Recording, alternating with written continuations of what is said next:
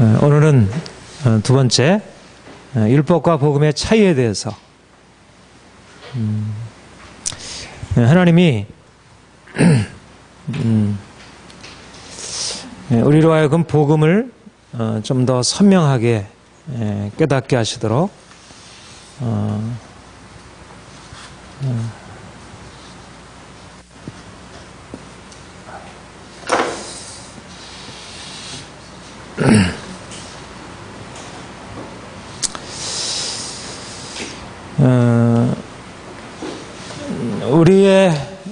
우리가 신앙생활을 한다는 것은 예수 그리스도를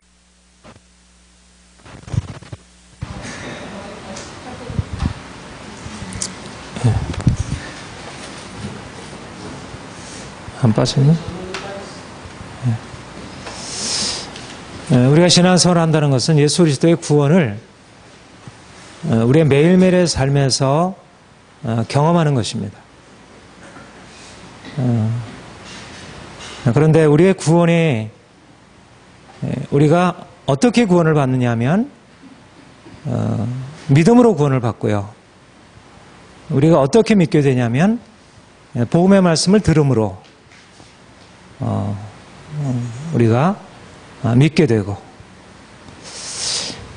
우리가 예수를 처음 믿을 때 복음의 말씀을 믿음으로 구원에 이르게 되었다면 구원의 그보다 더 풍성한 깊이로 들어가기 위해서 복음의 말씀을 듣고 또 더 분명하게 깨닫고, 그래서 우리의 믿음이 우리가 처음 믿을 때 가지고 있었던 그 믿음보다 더 온전한 믿음으로, 우리 하나님을 아는 지식이 더 온전해지고 믿음이 온전해지게 될 때 이제 우리가 구원을 더 풍성하게, 그러니까 우리 그런 그 에스겔서의 이제 성전의 환상에 보면 성전에서 내려오는 그 물로 인해서 처음에는 성전에서 나온 물이 발목에 차고 무릎에 차고 허리에 차고, 그리고 나중에는 머리를 넘어서 헤엄치기도 어려운 그런 큰 강물을 이루게 되었다, 그렇게 얘기를 하잖아요. 우리의 은혜의 강물, 우리가 이미 복음을 믿어서 우리의 삶에 어떤 구원에 이미 경험되고 있지만 좀 더 은혜의 더 풍성한 자리로, 그 구원의 더 풍성함으로, 측량할 수 없는 그 구원의 풍성함으로 들어가기 위해서는 우리에게 복음의 비밀이 더 풍성하게 깨달아져야 하리라, 그렇게 생각을 합니다. 하나님이 이번 우리 신학 강좌를 통해서 우리에게 복음의 비밀을 더 풍성하게 이렇게 깨닫게 하시도록 그렇게 행하실 것을 믿습니다. 오늘 두 번째 율법과 복음의 차이에 대해서, 율법과 복음의 관계, 율법은 무엇이고 복음은 무엇인지, 우리가 율법과 복음을 이제 이해하는 데 있어서 이 구원사적인 그러니까 이해가 필요하다, 이렇게 말할 수가 있습니다. 구원사라 하면 하나님이 자기 백성들을 구원으로 이끌어 가시는 데 있어서 어떤 역사적인 과정을 밟으신다는 것입니다. 그러니까 우리의 개인도 예수님을 처음 믿을 때 예수를 믿는 그 첫 단계의 믿음이 있고요. 그리고 그 다음에 좀 더 성숙하게 되는 믿음의 그 역사적인 과정을 밟게 되잖아요.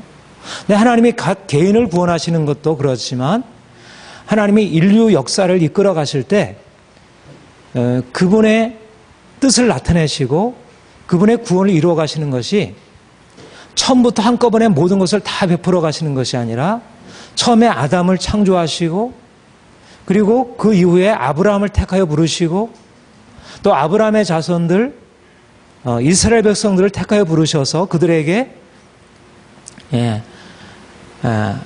하나님을 알게 하시고, 그리고 이스라엘 백성들의 역사적인 과정 속에서 여러 가지 방식으로 하나님의 뜻을 알려주시고, 그리고 예수 그리스도께서 오셔서 이제 우리가 어제 한 것과 같이 선지자들을 통해서 예언하셨던 그 예언을 성취하시면서 십자가와 부활을 통해서 구원을 이루시고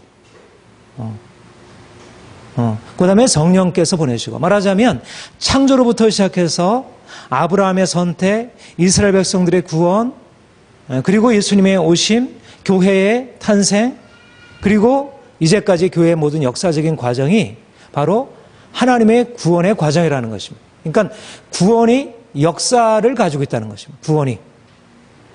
우리 한 개인도 구원의 역사를 가지고 있지만 하나님이 인류 역사를 이끌어 오시는 데 있어서 구원이 역사적인 과정을 밟는다는 것. 이것을 구원사라 그렇게 말하는 것입니다.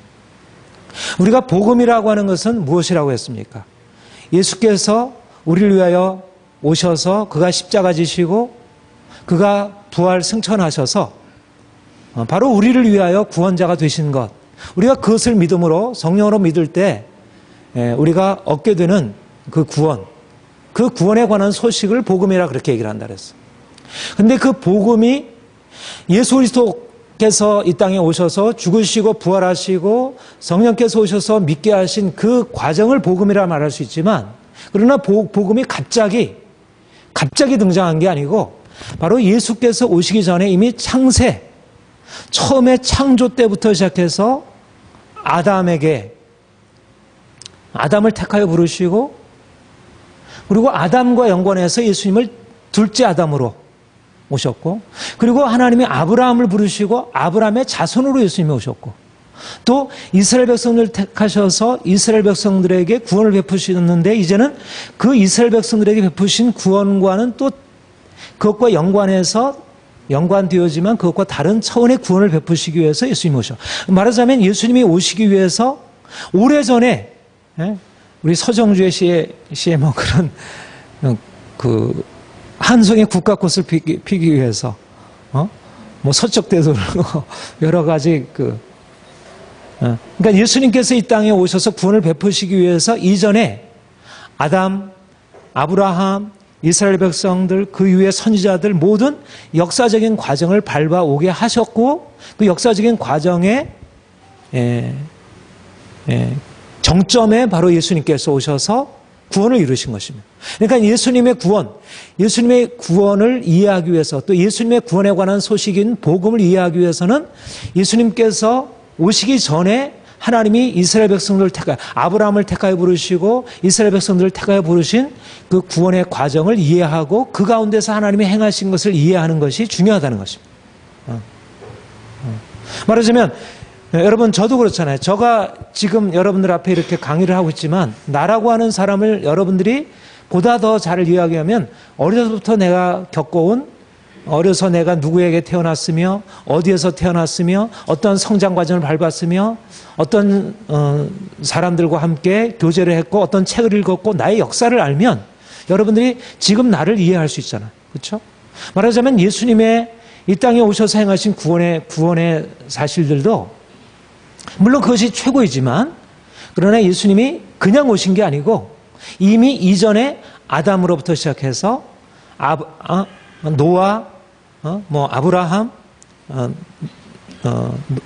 그 다음에 이제 여러 족장들, 그리고 출애굽의 과정들,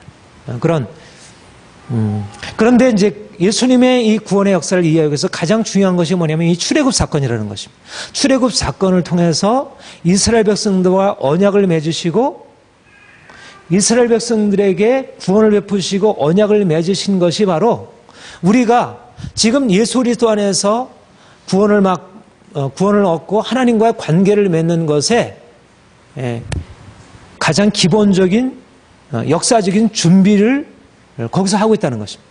그러니까 우리가 예수님을 이해하려면 물론 우리가 주님께 나아가서 주님께 기도하고 주님과의 개인적인 관계를 통해서도 경험을 알 수 있지만, 무엇보다도 하나님이 이스라엘 백성들을 어떻게 택하여 부르시고 그들에게 어떤 구원을 베풀어 주시고 그들에게 어떻게 언약을 맺으시고 그 언약을 맺으신 그들에게 어떻게 행하셨는지를 이해할 때 복음이 무엇인지, 우리가 그리스도 안에서 얻게 된 구원이 무엇인지를 이해할 수 있다는 것입니다. 하나님이 이스라엘 백성들과 언약을 맺으신 것처럼 이제 그리스도 안에서 교회와 언약을 맺으십니다. 예.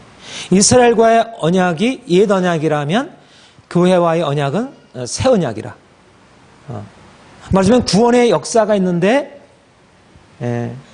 출애굽의 사건을 통해서 이스라엘 백성들을 구원하시고 그들과 맺으신 언약, 그리고 이제 예수 그리스도께서 오셔서 예수 그리스도 안에서 우리를 구원하시고 우리와 하나님과 맺으신 그 언약, 그 두 가지가 연결되어서 이해되어야, 그래야 복음, 새 언약으로서의 복음이 보다 풍성하게 이해될 수 있다는 것. 여러분, 우리 고린도후서 3장 6절부터 18절 우리 같이 한번 읽어볼까요? 시작. 그가 또한 우리를 새 언약의 일꾼 되게 만족하게 하셨으니 율법 조문으로 하지 아니하고 오직 영으로 함이니 율법 조문은 죽이는 것이요 영은 살리는 것입니다. 돌에 써서 새긴 죽게 하는 율법 조문의 직분도 영광이 있어 이스라엘 자손들은 모세 얼굴에 없을 영광 때문에 그 얼굴을 주목하지 못하였거든. 하물며 영의 직분은 더욱더 영광 있지 아니하겠느냐. 정죄의 직분도 영광 있은즉 의의 직분은 여기에 보면 6절에 새 언약의 일꾼이라 그렇게 얘기를 하죠. 복음의 일꾼을 새 언약의 일꾼이라. 근데 새 언약이 있다면 옛 언약, 그 조금 뒤에 나오면 12절에 구약을 읽을 때라고 하는 말이 나와요. 그런데 바로 네, 됐습니다. 네, 쓰면서 하라고요. 네, 알았습니다. 네, 네, 이렇게 하면 한번 써볼게요. 네, 네, 고전? 고후네요, 고후. 고후. 이게, 재밌네요. 3장 12절 보면, 아마 제가 거기 보면 구약을 읽을 때, 옛 언약을 읽을 때, 율법을 옛 언약이라. 새 언약과 옛 언약으로 그렇게 말씀하고 있어요. 그가 또한 우리를 새 언약의 일꾼 되게 만족하셨으니 율법적으로 하지 아니하고 오직 영으로 함이니 율법적으로는 죽이는 것이요 영은 살리는 것이니라. 여기에 보면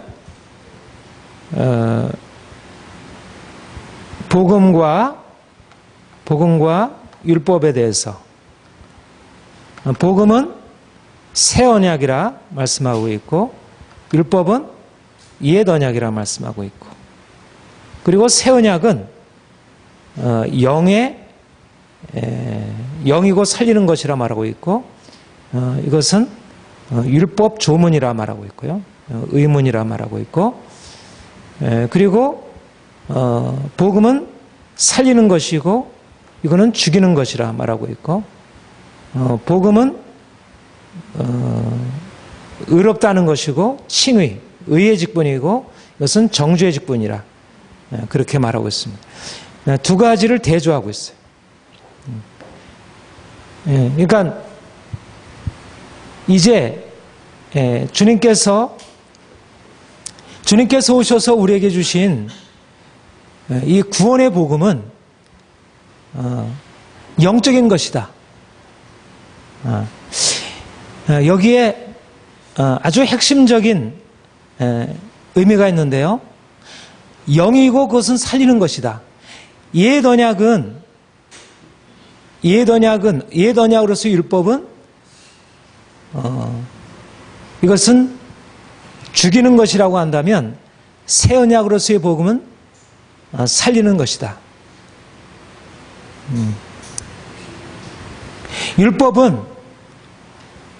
율법이 이스라엘 백성들에게 주어졌어요. 이스라엘 백성들이 율법을 듣고 율법을 통해서 하나님을 알게 되고, 그래서 그 안에서 하나님을 추구하며 살려고 했어요. 그런데 이스라엘 백성들이 율법을 제대로 지켜 행했습니까? 못했습니까? 네, 못했죠. 그러니까 신명기 30장에 보면 율법은 죽이는 것만 얘기하지는 않아요. 그렇죠? 너희가 지켜 행하면 살리라. 생명의 길로서 얘기해 주고 있어요. 그러나 지켜 행하지 않으면 죽으리라. 저주와 죽음을 말하고 있고. 근데 왜 여기서는 율법적 의무는 죽이는 것이고 정죄하는 것이다 이렇게 얘기를 할까요? 왜 그렇습니까? 사실은 우리 어제 말씀드린 대로 하나님께서 모세를 통해서 신명기에서 말씀하실 때는 율법이 한편으로 죽일 수도 있고 살릴 수도 있고 복을 줄 수도 있고 저주를 줄 수도 있는 것으로 그렇게 얘기를 해요. 그렇죠? 신명기 28장에 보면 처음에 복이 제시되고 있고 그다음에 뒤편에 저주가 제시되고 있어요. 결코 율법은 죽이는 것만이 아니잖아. 죽이는 것만이 아니잖아. 그런데 율법은 실제적으로 이스라엘의 역사적인 과정 속에서 정죄하고 죽이는 역할을 했다는 것입니다. 만약 율법이 살릴 수 있었다면 갈라디아서 3장에 보면 굳이 예수님께서 오시지 않아도 됐다는 것입니다. 그런데 율법은 사람들을 살리는 것이 아니라 사람들을 죽이는 것으로. 그런데 이제 예수께서 오셔서 이제 그가 십자가와 부활을 통해서 구원을 이루시고 그 복음을 듣는 자는 믿음으로 말미암아 삶을 얻게 되고 생명을 얻게 된다. 바로 여기서 우리는 복음이라고 하는 것이 무엇을 예수를 믿음으로 말미암아 얻게 되는 구원이 무엇인가를 이해할 때 바로 율법과 연관해서 율법은 죽였는데 복음은 살렸다는 의미에서 율법이 어떻게 죽였고 복음이 어떻게 살렸는지를 이해하게 될 때야 비로소 복음이 살린다는 의미를 이해한다는 것입니다. 예수를 믿으면 생명을 얻는다. 예수를 믿으면 생명을 얻는다는 말이 어디에서 이해될 수 있냐면 율법은 죽이는 것이요 복음은 살리는 것이라고 하는 말에서 이해가 된다는 것입니다. 무슨 말인지 이해가 되겠어요? 충분치 못하죠. 이걸 다시 한번 말씀을 드릴게요. 어제도 사실은 여러분 우리가 보통 예수를 믿음으로 말미암아 구원에 이른다고 할 때 예수를 믿음으로 말미암아 내가 하나님의 자녀가 되고 천국 간다 이렇게 생각을 해요. 그런데 사실상 구원의 개념의 핵심은 뭐냐면 우리가 범죄함으로 말미암아 하나님의 정죄와 심판 아래 놓여 있다는 것입니다. 말하자면 구원이라는 것이 전제가 되려면 무엇이 전제가 되냐면 율법이라고 하는 것이 전제가 되는 것입니다. 우리의 죄에 대해서 심판하시는 율법이 전제되지 않으면 구원이라는 말을 이해할 수 없어요. 그러니까 왜 우리가 구약을 알아야 되냐면 구약을 알아야 할 이유는 구약 속에서 하나님이 어떻게 죄에 대해서 심판하시고 정죄하시는 분이라는 사실을 알아야 그래야 우리가 예수를 믿음으로 말미암아 구원받는 사실을 이해를 하는 거예요. 구원이라는 것은 우리가 병 고침도 구원이고요. 우리가 귀신을 쫓아받는 것도 구원이고 삶의 평안을 얻는 것도 구원이고 다 구원이에요. 그런데 그것이 구원의 핵심이 아니라는 것입니다. 구원의 핵심은 뭐냐면 어제 말씀드린 대로 구원의 핵심은 죄사함이라고 했어요. 왜 죄사함이 필요하냐면 결국 사람들이 병들고 인생의 고통을 당하게 되는 그 가장 큰 이유가 율법 아래서 정죄를 당하고 있기 때문에 그렇다는 거예요. 그러니까 율법으로 말미암아 정죄를 당하고 있다는 사실을 깨닫지 못하면 우리가 예수를 믿음으로 말미암아 구원 얻는다는 사실을 제대로 이해할 수가 없는 것입니다. 이것이 바로 종교개혁자들이 가르치는 아주 중요한 사실이에요. 특별히 루터가 율법이 정죄하고 복음이 우리를 의롭다 한다고 율법은 죽이는 것이고 복음은 살리는 것이라고 하는 사실을 아주 강하게 강조했고 칼뱅도 마찬가지고 그러니까 복음이 복음되기 위해서는 먼저 율법을 이해해야 한다는 것입니다. 율법을 이해하지 정죄하는 우리의 죄에 대해서 정죄하고 심판하시는 복음을 이해하지 못하면 우리가 복음이 우리를 의롭다 하고 우리를 살린다는 의미를 오해할 수가 있는 것이. 살리는 것은 우리의 병도 고치는 것도 살리는 거고 귀신 쫓아내 주는 것도 살리는 것이고 우리가 부자가 되는 것도 우리가 살리는 것 중에 속해 있어요. 근데 그거는 살리는 것의 어떤 하나의 열매에 해당되는 것이지 핵심 뿌리는 뭐냐면 우리를 정죄에서 벗어나게 하는 것이 바로 우리를 살리는 것이라는 것입니다. 그런 의미에서 아까 여러분들이 얘기한 대로 이 구원사적인 하나님이 이스라엘 백성들을 택하셔서 그들에게 옛 언약, 율법이라는 옛 언약을 맺으시고 그리고 그 율법이라는 옛 언약을 통해서 그들을 정죄하신 것이야말로 우리가 예수 그리스도를 통해서 이제 얻게 되는 구원의 의미를 보다 온전하게 알게 하는 것입니다. 구원사적인 이해라는 것이 그것이에요. 그러니까 여러분들이 내가 구약을 잘 설교를 안 했죠. 여러분들이 구약을 잘 모르는데 근데 구약을 우리가 깊이 알 필요가 있어요.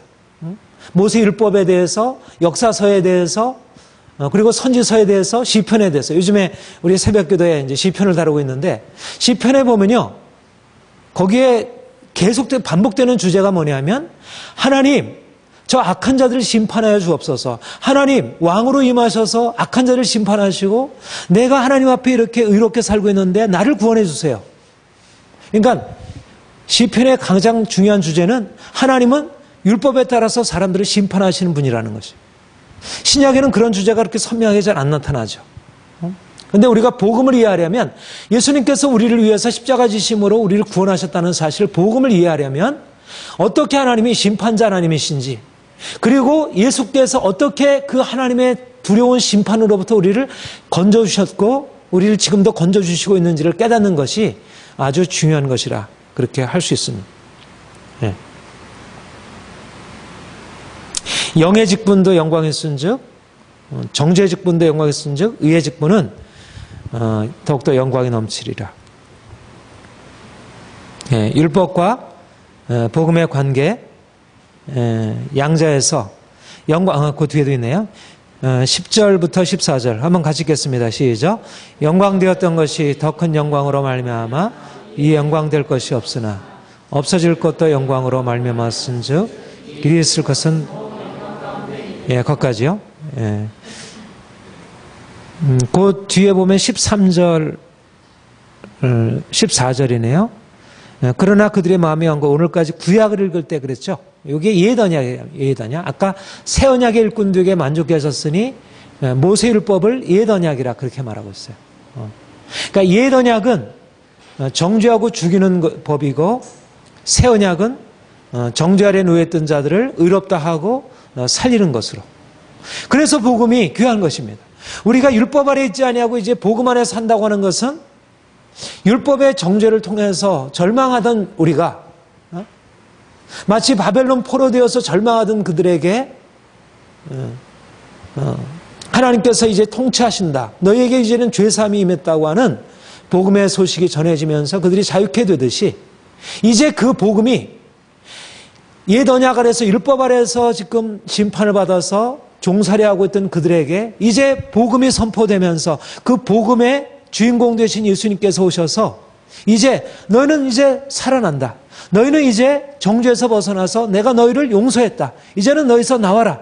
옥에서 나와라. 이제는 고통에서 나와라. 이렇게 말씀하시고 우리에게 그 생명을 주셨다는 것. 이것이 바로 율법과 복음의 기본적인 관계를 이루는 것이라 알 수 있습니다. 그 다음에 갈라디아 4장 24절 우리 같이 읽겠습니다. 시작. 이것은 비오니 이 여자들은 두 언약이라 하나는 신의 산으로부터 종을 낳은 자니 곧 하갈이라. 예. 여기서도 율법과 복음을 두 언약이라 그렇게 지칭하고 있어요. 그렇죠? 두 언약이라 지칭하고 있는데 23절을 같이 읽겠습니다. 시작. 여종에게서는 육체를 따라 낳고 자유하는 여자에게서는 약속으로 만물 열매이라. 예. 율법은 여종 하갈에게 비유될 수 있는데 근데 하갈은 육체를 따라 낳았다 그렇게 얘기를 하고 있어요. 그 다음에 4장 29절 같이 읽겠습니다. 시작. 그러나 그때 육체를 따라 난 자가 성령을 따라 난 자를 박해한 것 같이 이제도 그러하도다. 예, 여기에 보면 두 언약에 대해서 얘기를 하고 있어요. 두 언약이 하나의, 여기는 옛 언약과 새 언약이라는 말은 쓰고 있지 않지만 옛 언약과 새 언약으로 말할 수가 있겠죠. 율법은 옛 언약이고 복음은 새 언약인데, 근데 여기서 중요한 것은 뭐냐면 옛 언약은 육체를 따라, 마치 하갈이 육체를 따라 이스마엘을 낳은 것과 같이 그렇게 육체를 따라 난 것이고, 새 언약은 사라가 이삭을 낳을 때 영을 따라 난 것처럼 육체와 영, 옛 언약은 육체에 속한 것이고 새 언약은 영에 속한 것이다. 아까 우리가 고린도후서 3장에서도 옛 언약과 새 언약을, 거기는 육체라는 말은 나오지 않았지만 영과 조문, 율법 조문이라 그렇게 표현을 했죠. 거기서는 영과 율법 조문, 우리 전에 번역은 의문이라 그랬었는데 율법 조문, 율법 조문과 영. 새 언약은 영에 속한 것이고 옛 언약은 육체에 속한 것이다. 이것이 새 언약과 옛 언약, 율법과 복음의 관계를 이해하는 데서 아주 핵심적이라 할 수가 있습니다. 옛 언약으로서 율법은, 그것은 우리의 육체와 연관되어 있는, 육체라는 말은 무엇이라고 우리가 이해할 수 있다고 합니까? 육체라고 하는 것은 하나님, 창조주 하나님, 썩지 아니할 영광 중에 계신 하나님, 그 하나님이 지으신 모든 만물, 인간적인 것, 이 모든 것들을 육체에 속한 것이라. 모든 육체는 풀과 같고 그 영광이 풀의 꽃과 같으니 풀은 마르고 꽃은 떨어지되 주의 말씀은 세세토록 있도다. 육체라는 것은 결국 그것이 아름답고 그것이 나름대로 그 안에 갇히고 있지만, 그러나 하나님이 가지고 있는 그 영원한 것 같이 가치가 있는 것이 아니라 그것은 잠시 있다가 시들어 없어지는 그러한 유한하고 잠정적인 것을 육체라, 이렇게 얘기를 하는 것이죠. 율법이란 무엇이냐? 율법은 분명히 하나님께서 주신 것이에요. 그런데 율법이라고 하는 것은 육체에 관련된 것이라는 것입니다. 육체. 그런데 새 언약은 육체가 아닌 잠정적으로 이 땅의 질서에 관계된 것이 아니라 하늘에 속한 하나님, 영이신 하나님, 부활하신 예수 그리스도를 통해서 나타난 그 영원한 영광에 속한 것이 바로 복음이라는 것입니다. 그 앞에 보면 고린도후서 3장 10절 11절 같이 보겠습니다. 시작. 영광되었던 것이 더 큰 영광으로 말미암아 이에 영광될 것이 없으나 없어질 것도 영광으로 말미암았은즉 길이 있을 것은 영광 가운데니라. 여기 뭐라고 얘기를 하냐면 영광되었던 것이 더 큰 영광으로 이에 영광될 것이 없으나, 여기서 앞에서 영광되었던 것은 무엇일까요? 앞에서 영광되었던 것은 율법의 영광이라는 것이겠고, 그 다음에 더 큰 영광, 더 큰 영광은 무엇의 영광이에요? 이것은 복음의 영광, 새 언약의 영광을 말하는 것이죠. 새 언약의 직분의 영광. 그런데 11절에 없어질 것도 영광으로 말씀하신즉, 그러니까 율법의 영광은 복음의 영광에 비해서 작은 영광이고, 또 그 영광은 어떤 영광이라고 말하고 있어요? 없어질 영광이라 얘기를 하고 있는 거예요. 율법의 영광은 영원한 영광이 아니고 길이 있을 영광이 아니고 없어질 영광이라 이렇게 얘기를 하고 있어요. 바로 이것이 율법이 육체에 속해 있다는 의미와 같은 의미를 가지고 있다는 것입니다. 그것은 길이 있을 영원한 영광이 아니고 잠시 있다가 사라질 그런 영광에 속한 것이다. 여기에 율법과 복음의 아주 결정적인 특징이, 그 비교, 차이점이 여기서 드러난다는 것입니다. 율법이라고 하는 것은 분명히 하나님께서 주신 것이지만 그것은 영원한 영광에 속한 것이 아니고 잠시 있다가 사라질 육체를 위한 것이고, 복음이라고 하는 것은 하나님의 영광이 이제 예수를 통해서 그 복음 안에 나타나게 되고, 그 복음 안에 나타나는 영광을 통해서 사람들이 영적으로 하나님의 영광에 이르게 되는, 우리가 어제도 말씀드렸지만 복음이 가지고 있는 것은 영원한 하나님의 영광이 예수 그리스도를 통해서 우리에게 비춰지고 우리에게 주어지게 되는,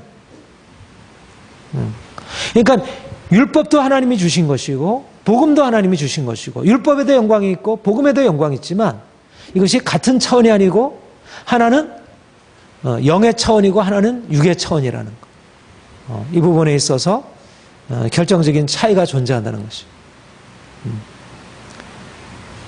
오늘 강의 가장 기본적인 핵심을 지금 얘기를 했습니다. 두 가지.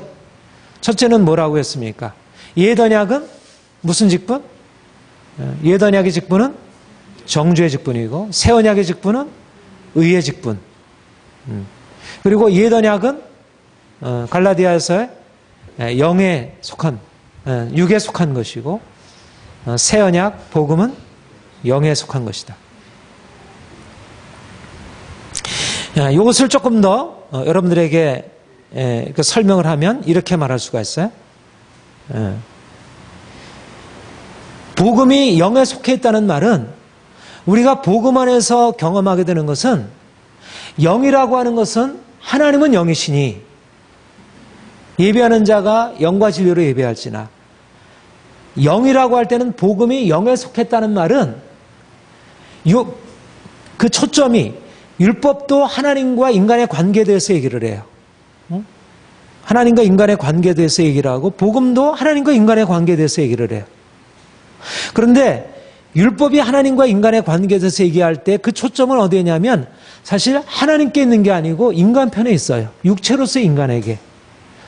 말하자면 율법에서 말하고 있는 하나님은 인간에게 조정된 하나님이에요.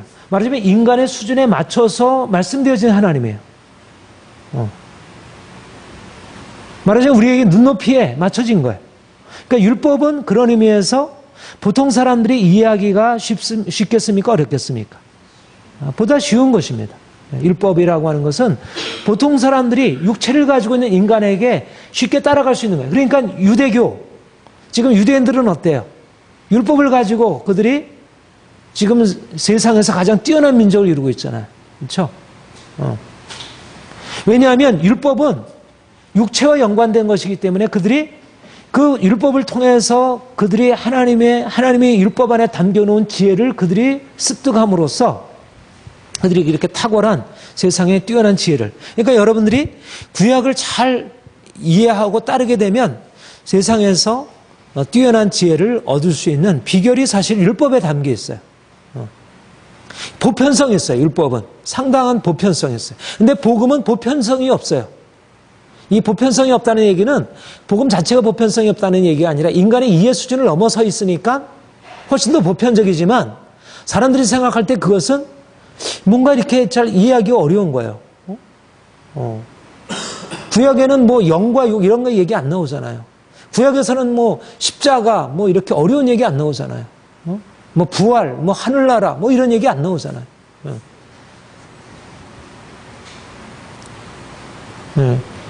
왜냐하면 복음은 우리 이 땅에서 우리가 어떻게 살 거를 말하는 것이 아니라 하늘의 사실을 얘기하고 있는, 하늘의 사실, 하나님 그분 자신을 말하고 있고, 그분 자신이 우리가 이제는 그분과 관계를 맺는 데 있어서 하나님이 우리에게 맞춰지는 게 아니라 우리가 하나님 편에서 맞춰지는, 우리가 하나님처럼 되는 것이고 우리가 하나님처럼 되기 위한 길을 가르쳐주는 거예요. 그러니까 복음을 따라가는 것은 훨씬 더 어려운 것이죠. 그렇죠? 복음을 따라가는 것은 훨씬 더 어려운 것입니다. 이것이 바로 육체와 율법이 육체에 속한 것이고 복음이 영에 속한 것이라는 의미를 다루고 있습니다. 여러분들이 사실은 그러니까 복음을 통해서 우리가 복음을 통해서 기대하는 것이 있는데요.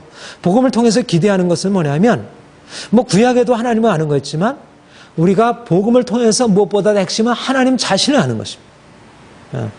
그러니까 우리가 어떤 초점을 가지고 복음을 이해하냐면 아주 분명해지냐면, 우리가 이 세상을 어떻게 살까보다 하나님이 누구신가에 초점을 맞추게 되면 복음이 이해가 더 쉬워요.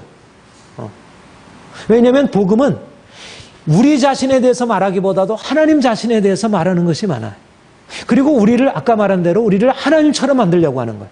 피조물을 하나님처럼 만들려고 하는 거예요. 하나님의 본성에 참여케 하려고 하는 거예요. 목적이. 예. 우리를 예수 그리스도의 부활에 연합하게 하고 그의 썩지 아니할 생명을 경험하게 하고 그 영혼의 영광에 이르게 하고. 그러니까 사실상 복음을 따라 산다는 것은 너무 어려워요.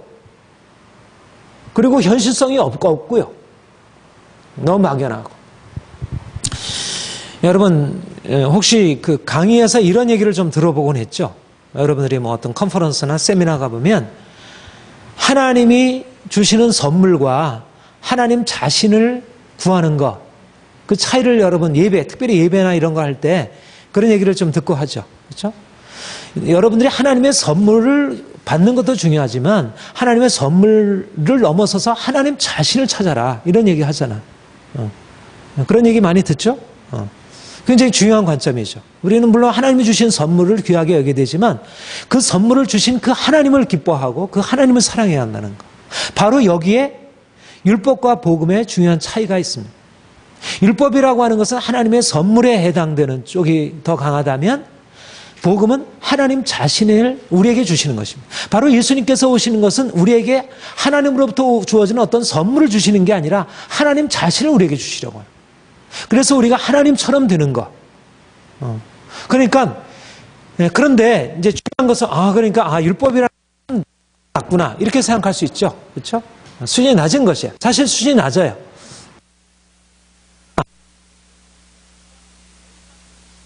되겠습니까? 네? 어려서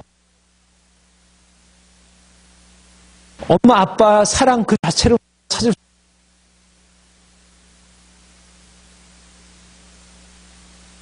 엄마 아빠를 이해해야지. 엄마 아빠가 주는 선물에 대해서는 좀 초월해.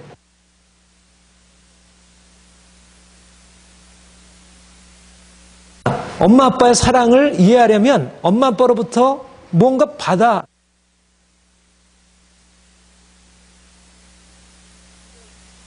선물을 경험.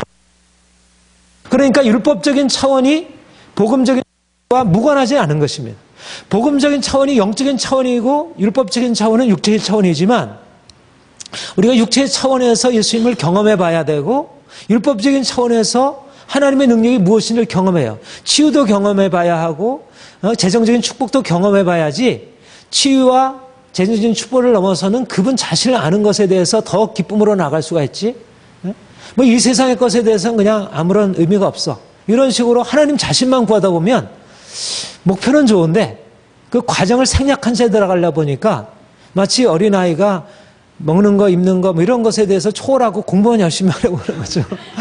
그렇게 되면 뭔가 이렇게 자연스럽게 이게 되지 못해요. 어린아이, 우리 다 이 성인아이라 그러죠. 성인아이. 어린아이 과정 제대로 거치지 못한 채 처음부터 어른이 되려고 그러면 성인아이가 된다 그러잖아요. 마찬가지로도 그러니까 우리가 율법과 복음을 우리가 구분하는 것은 율법은 우리 이제 구약 이스라엘 백성들에게 주어진 것이지 우리는 율법적인 차원에서 예수님을 섬길 필요는 없어.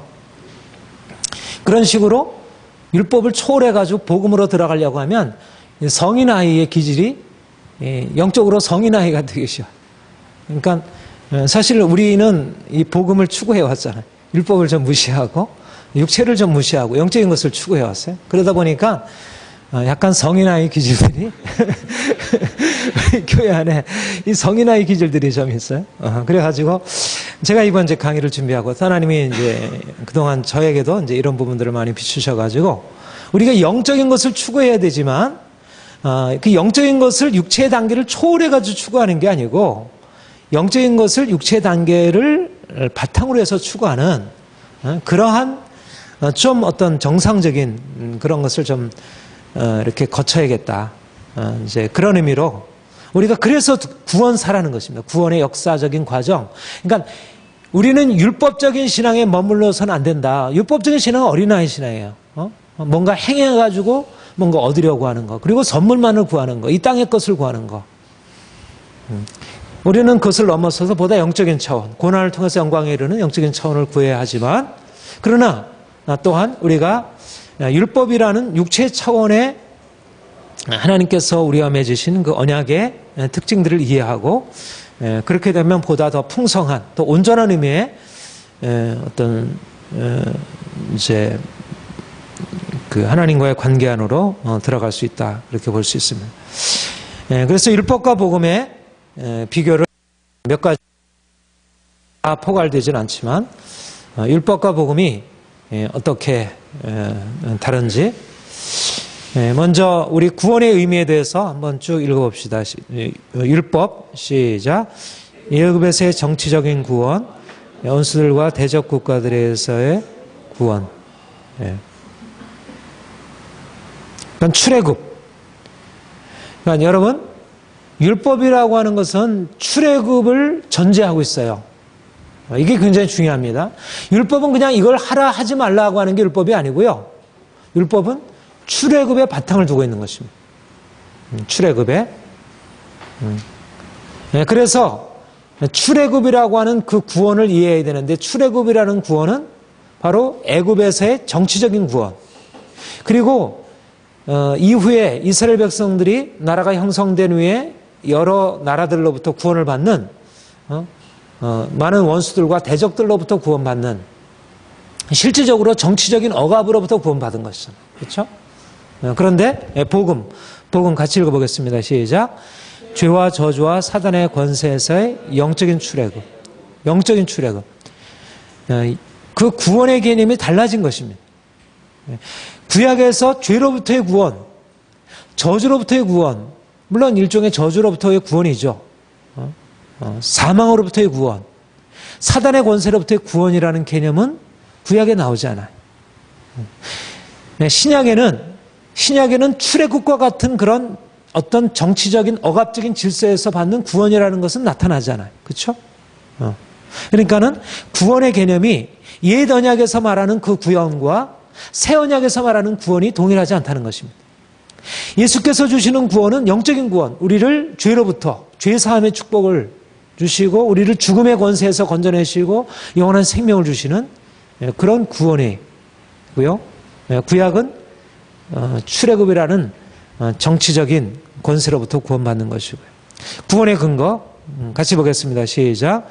모세의 유월절 어린 양 상징. 우리 고린도전서 7장 5절에 보면 예수께서 유월절 어린 양이 되셨다 이렇게 말을 하고 있어요. 말하자면 유월절 어린 양은 구약 이스라엘 백성들이 출애굽함에 있어서 아주 중요한 의미를 가지고 있습니다. 그런데 신약의 복음 우리 같이 읽겠습니다. 시작. 예수 그리스도의 피와 그의 부활의 생명. 좀 겹쳐 있네요. 그러니까 구약의 경우에는 모세를 통해서 이스라엘 백성들을 구원하셨다면 신약의 경우에는 예수 그리스도를 통해서 구원하셨고 구약의 경우에는 어린 양의 피로써 유월절 어린 양의 피로써 이스라엘 백성들의 출애굽을 하나님께서 허락하셨다면 신약은 예수 그리스도 유월절 어린 양 되신 예수 그리스도를 통하여 그의 피로 말미암아 구속받아서 우리가 출애굽을 하는 죄에서 죽음에서 저주에서 벗어나게 되는 그런 영적인 출애굽이 가능하게 된 것입니다. 그다음에 거룩의 의미 같이 읽겠습니다. 시작. 모세율법, 성소, 성일, 성직, 성물과 제사제도, 육체의 제도, 히브리서 9장과 10장. 한번 이것은 한번 찾아보겠습니다. 3절부터 26절. 우리 같이 읽겠습니다. 시작. 그러므로 하늘에 있는 것들의 모형은 이런 것들로 정결할 필요가 있으나 하늘에 있는 그것들은 이것보다 더 좋은 제물로 할지니라. 그리스도께서는 참것의 그림자인 손으로 만든 성소에 들어가지 아니하시고 바로 그 하늘에 들어가사 이제 우리를 위하여 하나님 앞에 나타나시고 대장이 해마다 다른 것의 피로써 성소에 들어가는 것 같이 자주 자기를 드리지 아니하실지니 그러야면 그가 세상을 창조할 때부터 자주 고난을 받아야 할 것이로되 이제 자기를 단번에 제물로 드려 죄를 없이 하시려고 세상 끝에 나타나셨느니라. 그 다음에 우리 10장 1절부터 3절 같이 읽겠습니다. 시작. 율법은 장차 올 일의 그림자일 뿐이요 참 형상이 아니므로 해마다 늘 드리는 것 같은 제사로는 나오는 자들을 언제나 온전하게 할 수 없느니라. 그렇지 아니하면 섬기는 자들이 단번에 정결하게 되어 다시 죄를 깨닫는 일이 없으리니 어찌 제사 드리는 일을 그치지 아니었으리요. 그러나 이 제사들에게는 해마다 죄를 기억하는 게 없으니 이는 황소와 염소의 피가 능히 죄를 없이 하지 못합니다. 그 다음에 19절부터 22절까지 우리 같이 읽겠습니다. 시작. 그러므로 형제들아 우리가 예수의 피를 힘입어 성소에 들어갈 담력을 얻었나니 그 길은 우리를 위하여 휘장 가운데로 열어놓으신 새로운 살 길이라. 휘장 곧 그의 육체니라. 또 하나님의 집 다스리는 큰 제사장이 계심에 우리가 마음의 뿌림을 받아 악한 양식으로부터 벗어나고 몸은 맑은 물로 씻음을 받았으니 참 마음과 온전한 믿음으로 하나님께 나아가자. 예.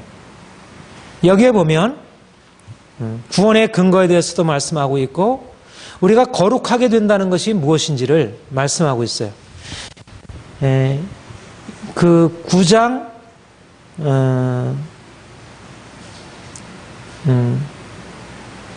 그러니까 10장에 보면 율법을 통해서 드리는 제사들로서 사람들의 죄를 정결케 하고 그들을 깨끗게 하지 못한다고 하는 거예요. 그렇죠? 10장 4절에 보면 황소와 염소의 피가 능히 죄를 없이 하지 못할지라. 말하자면 구약의 제사 제도가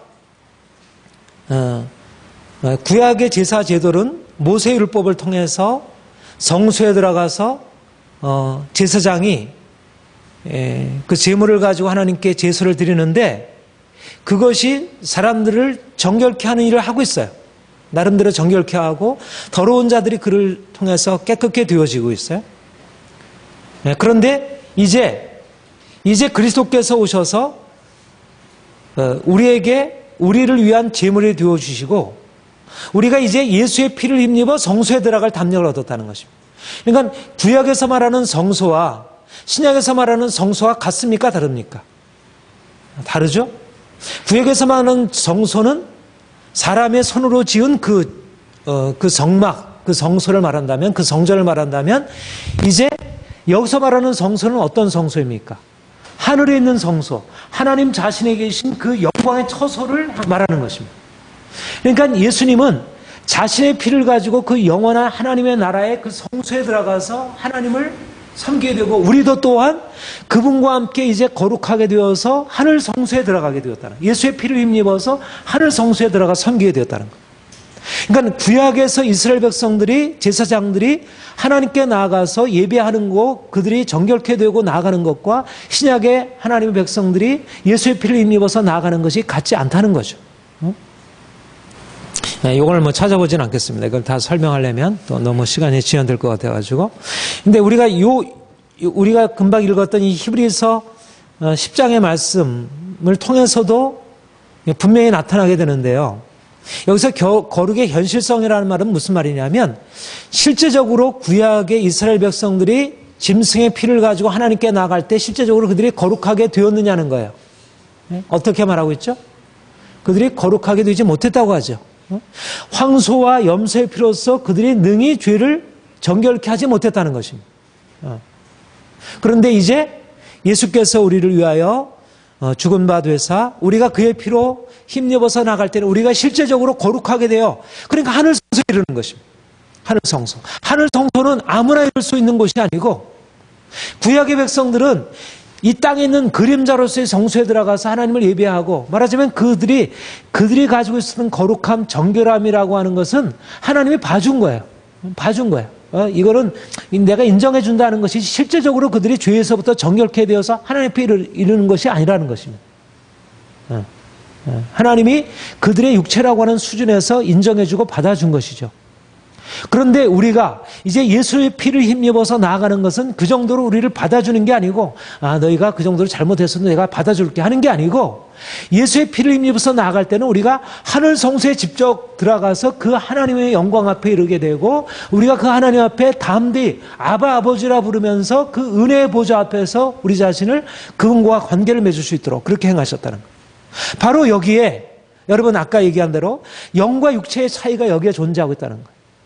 제사제도는 육체에 속한 것이고 그들의 육체를 깨끗게 하지만 그들의 육체를 진정으로 깨끗해 하는데도 한계가 있고, 더구나 그 육체를 가지고서는 영광의 하나님, 영이신 하나님께 나아갈 수 없는 거예요. 육체의 깨끗함이 영원한 영광의 하나님, 그 거룩하신 하나님의 영광을 만날 수 없는 거예요. 그러니까 그렇게 되면 어떻게 됩니까? 죽임을 당하게 되잖아요. 아니 그 지성소에도 아무나 들어가지 못하고 대제사장만 들어가고, 성수도 아무나 들어가지 못하고 제사장만 들어가고, 근데 하물며 그 영원한 영광의 하나님이 거하시는 그 하늘 성소에 누가 들어갈 수 있겠어요? 그러니까 구약의 예배, 구약의 종교, 구약의 어떤 하나님과의 관계라는 것은 지극히 제한된 육체라고 하는 그 한계 안에서 그 씻음도 그렇고 그들의 거룩함도 그렇고 하나님을 예배하는 것도 그렇고 하나님을 경험하는 것이 모두 다 육체라는 한계 안에서 주어진 거예요. 그들이 거룩함으로 내가 거룩하니 너희가 거룩하라고 하는 말씀을 가지고 그들이 하나님을 섬겼지만, 실제적으로 그들 안에 이루어진 거룩함이라고 하는 것은 지극히 제한된 거룩함이었다면, 이제 참 형상이신 예수 그리스도께서 이 땅에 오셔서 모형으로 하지 아니하시고, 모형으로 하지 아니하고 하늘에 있는 것들의 모형이 아니라 실체를 가지고 우리로 하여금 하늘 성소에 이를 수 있도록 우리로 예수 그리스도의 피를 힘입어 그곳에 나가서 우리가 마음의 악과 이 모든 것에 핏부림을 받고 우리가 깨끗게 되어 하나님이 우리를 부정하다 아니하시고 우리가 예수 피를 힘입어 나가기만 하면 우리를 흠없는 자로 그렇게 받아주시고 우리를 기뻐하신다는 것입니다. 이게 바로 영적이라는 것입니다. 영이신 하나님과 영으로 교제할 수 있는, 하나님이 우리를 마치 우리가 정말 예수님의 하나님 앞에 나아가는 것과 같은 동일한 의미로 우리를 받으신다는, 이게 얼마나 놀라운 특권이에요. 그러니까 율법과 복음을 똑같이 말할 수가 없는 거죠. 율법에 예배가 있고 복음에도 예배가 있지만 예배가 같은 수준의 예배가 아니라는 거예요. 어떤 피를 가지고 나아가느냐에 따라서 그것이 다르다는 것입니다. 그리고 그 피를 가지고 나아가는 사람은 이제 달라진 것입니다. 구약의 대제사장이나 제사장이 경험하지 못했던 우리에게는 그 영적인 하나님의 차원의 어떤 거룩함이 이미 임하여 있는 것입니다. 그래서 우리가 하나님의 제사장으로 그 앞에 설 수 있도록 이 점에서 근본적인 차이를 말할 수 있고요. 또 구원의 목표, 같이 읽겠습니다. 시작. 가나안의 축복. 구원의 목표는 애굽에서 나와가지고 어디로 들어가는 것이었어요? 가나안 땅에 적과꾸리는 가나안 땅의 축복을 경험하는 것입니다. 그런데 복음은 우리에게 하나님 나라의 축복, 가나안으로 예표되는 하나님의 나라. 우리는 적과꾸리는 어떤 땅을 날아가는 게 아니라 예수 그리스도께서 이루신 그 영원한 영광의 유업에 참여하게 되고요. 영원한 생명에 이르게 되는 것입니다. 그러니까 이 땅에 있는 축복을 넘어서 있는 하늘의 영원한 기업. 기업이라는 말을 같이 쓰고 있지만요. 그 기업의 내용이 달라진 것이.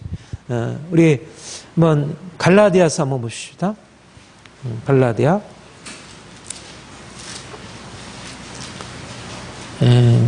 갈라디아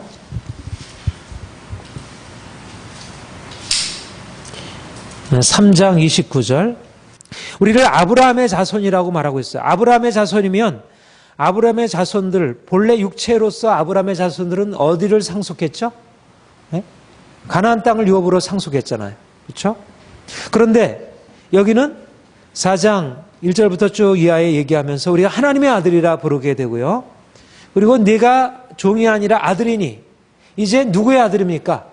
단지 우리는 아브라함의 아들이 아니고 아브라함의 자손이 아니고 아브라함의 영적인 자손이 되어서 하나님의 아들이 되어서 유업을 받을 자니라. 여기서 말하는 유업은 성경 전체에서 갈라디아, 에베소, 골로새 모두에서 얘기하는 하나님 나라 유업을 말하고 있는 것이죠.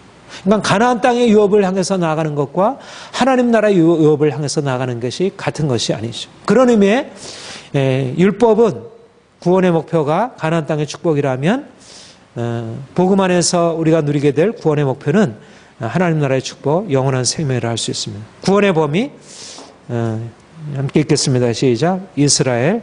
그 다음에 복음은 유대인과 이방인. 이스라엘에 제한되었던 것이 이제는 유대인과 이방인에게 이렇게 이제 확장되게 되었다는 것.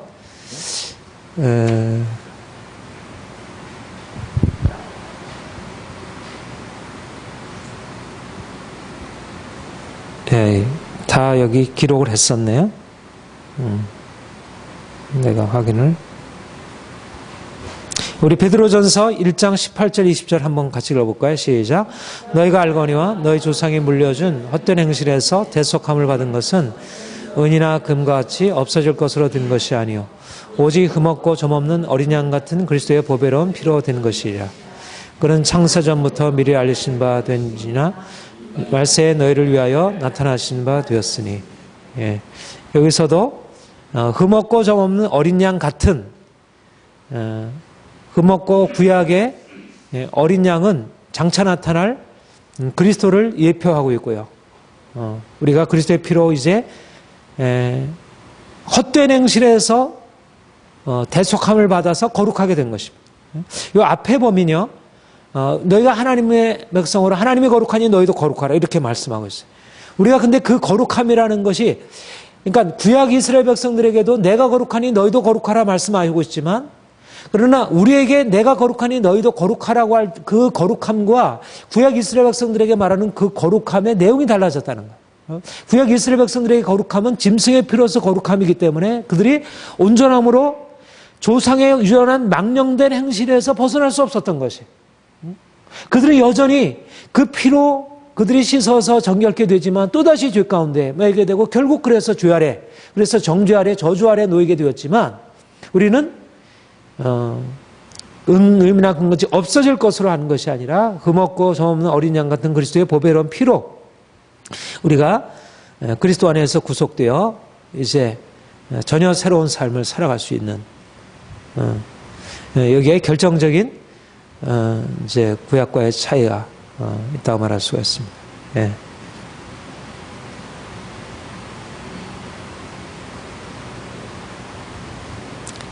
전체적인 비교 한번 보겠습니다.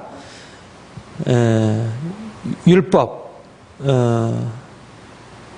우리 쭉 한번 읽어보죠. 시작. 출애굽한 이스라엘 백성들에게 거룩한 삶을 위해서 주신 것.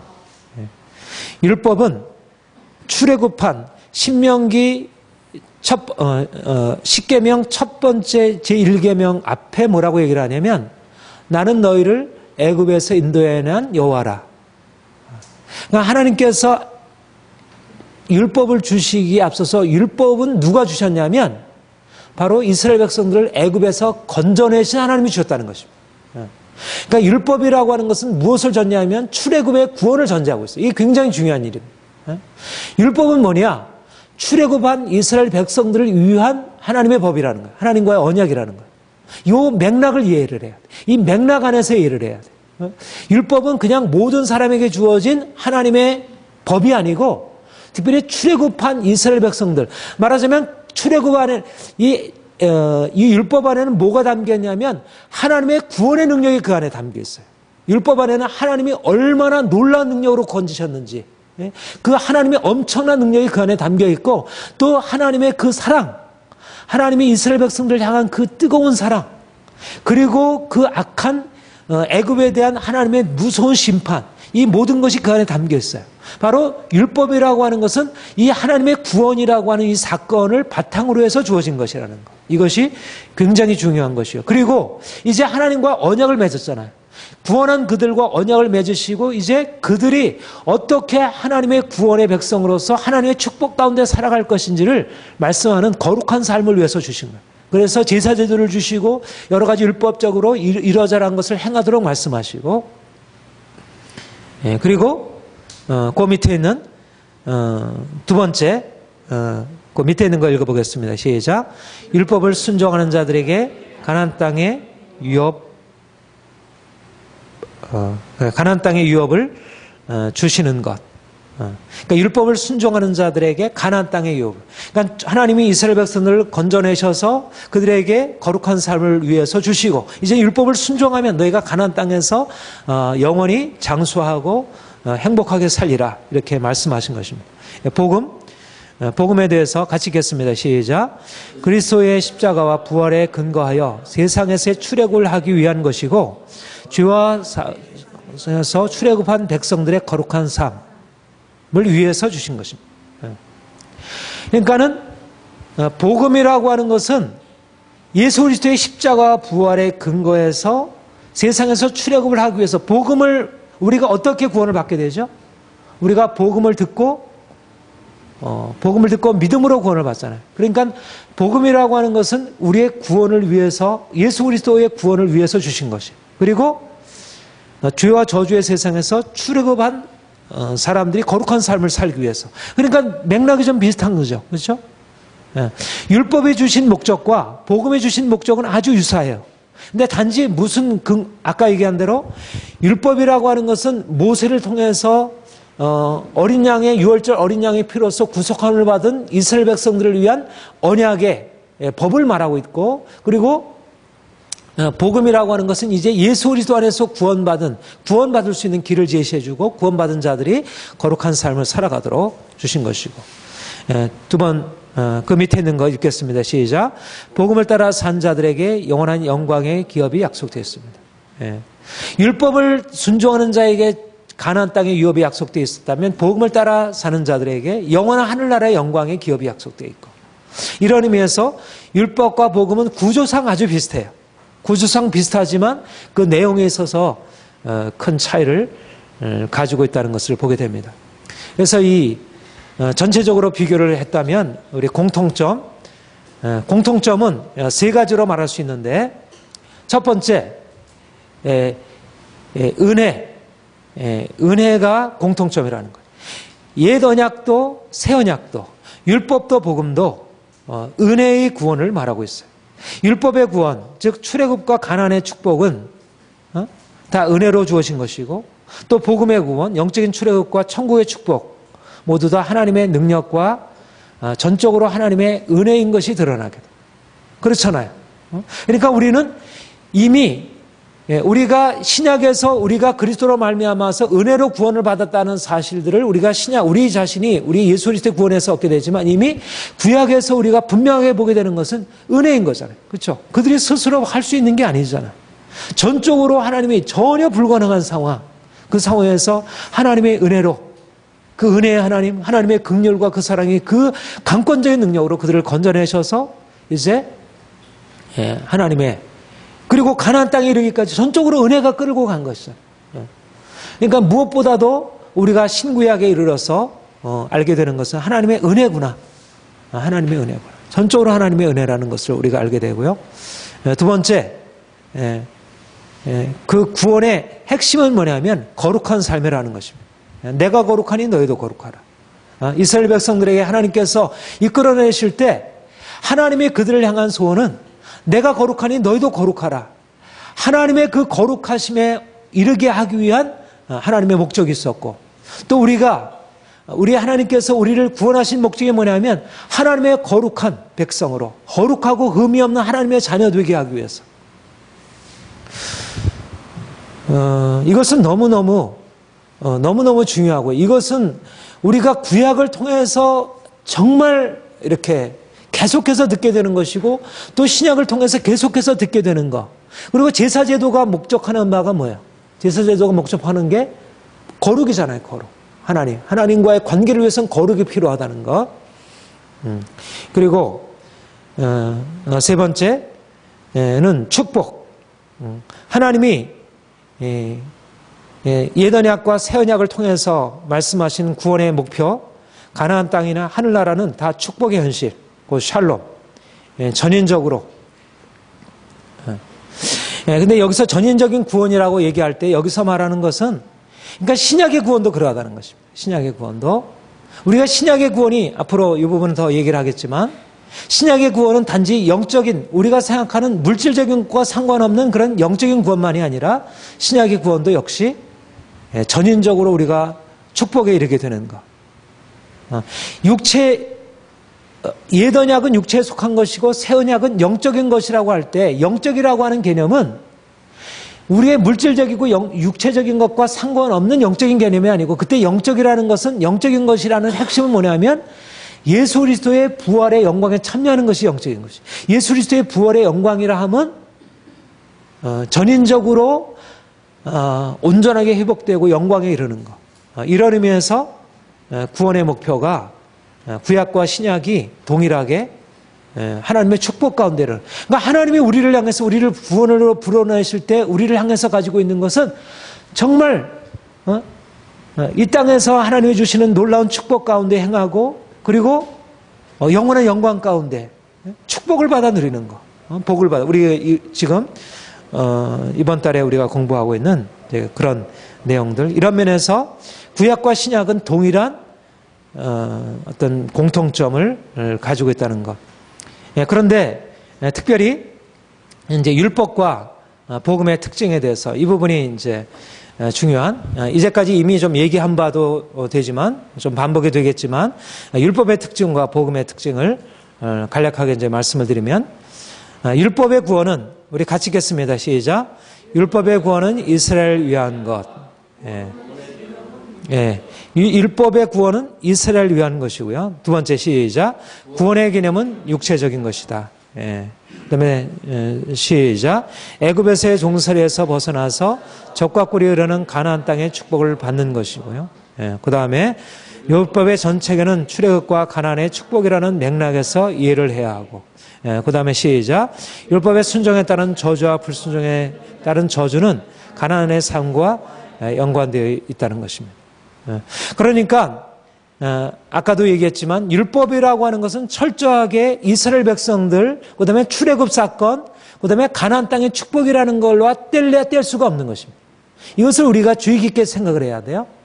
이것을 붙들어 이것을 가지고 이해를 해야 왜 율법이 우리가 누리고 있는, 우리가 지금 알고 있는 복음과 다른 것인지를 보게 돼요. 율법은 출애굽한 이스라엘 백성들이 가나안 땅에 들어가서 하나님의 축복을 누리며 살기 위해서 어떻게 살아야 할지를 말씀하고 있는 것입니다. 여기에 모든 것이 답니다. 그러니까 요 역사적인 맥락, 요 지리적인 맥락, 요 어떤 상황적인 맥락을 이해할 때, 아, 율법은 바로 이런 의미를 가지고 있구나 라는 것을 이해할 수 있어요. 하나님이 이스라엘 백성, 그러니까 1차적으로 율법이라고 하는 것은 누구를 지향하고 있냐면 이스라엘 백성들입니다. 모든 사람들에게 어떻게 보면 보편적으로 이걸 적용할 수 있지만 1차적으로 출애굽 사건이라는 그 하나님의 놀라운 기적적인 능력의 사건, 그리고 이스라엘 백성 아브라함의 언약을 기억하시고 끌어내시고 그리고 가나안 땅의 축복을 주시고자 하는 그 역사적인 지리적인 그 상황적인 맥락을 떠나서 율법을 이해하게 되면 율법이 가지고 있는 본래적인 의미가 추상적으로 되어버려요. 많은 경우에 율법을 오해하게 되는 게 그것입니다.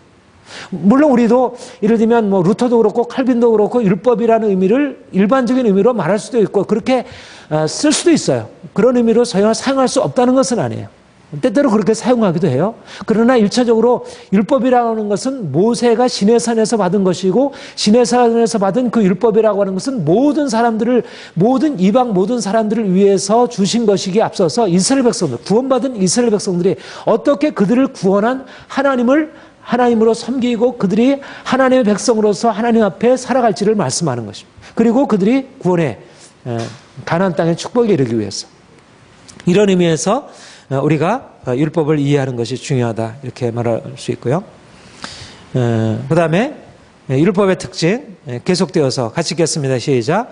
그리스도의 구원을 약속하며 상징하고요. 그리스도의 십자가와 부활로 말미암은 죄와 저주로부터의 구원은 아직 나타나지 않은 것입니다.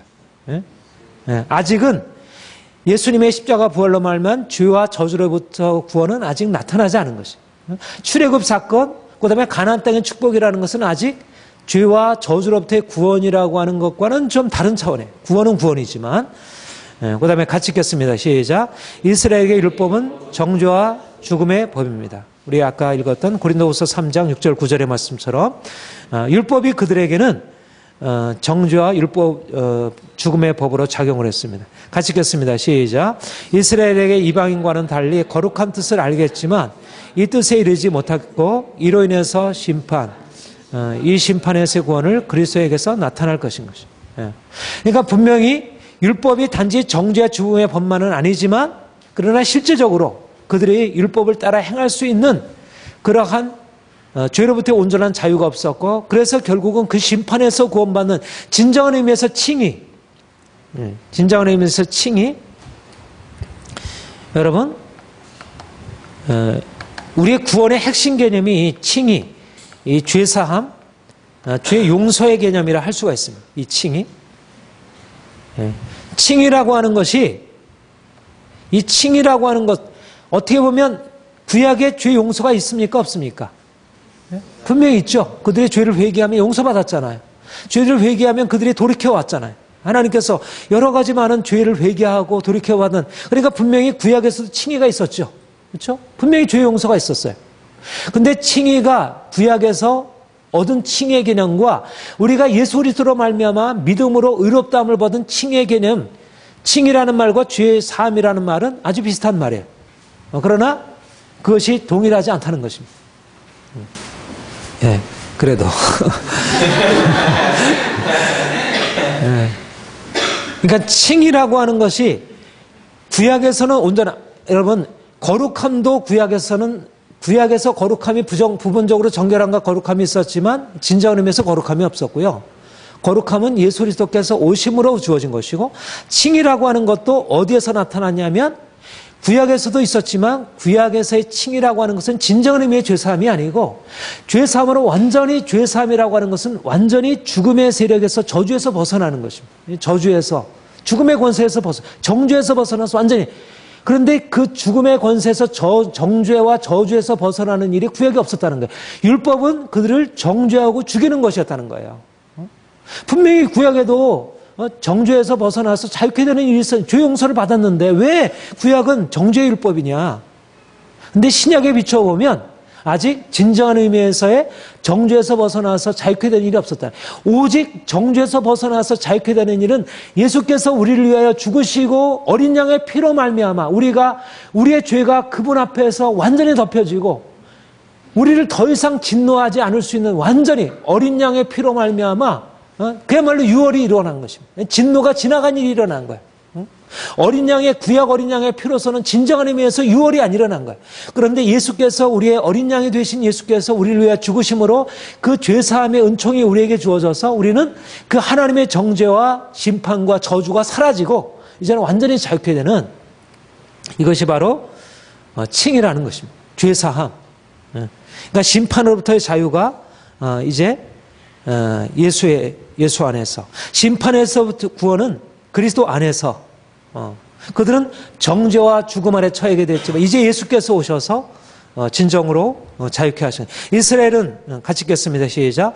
이스라엘은 죄로부터의 구원이 아니기 때문에 여전히 죄 아래에 있는 이들이 율법의 손정을 통해서 축복에 이르지 못했어. 실제적으로 그랬잖아요. 그들은 죄로부터 구원을 받지 못한.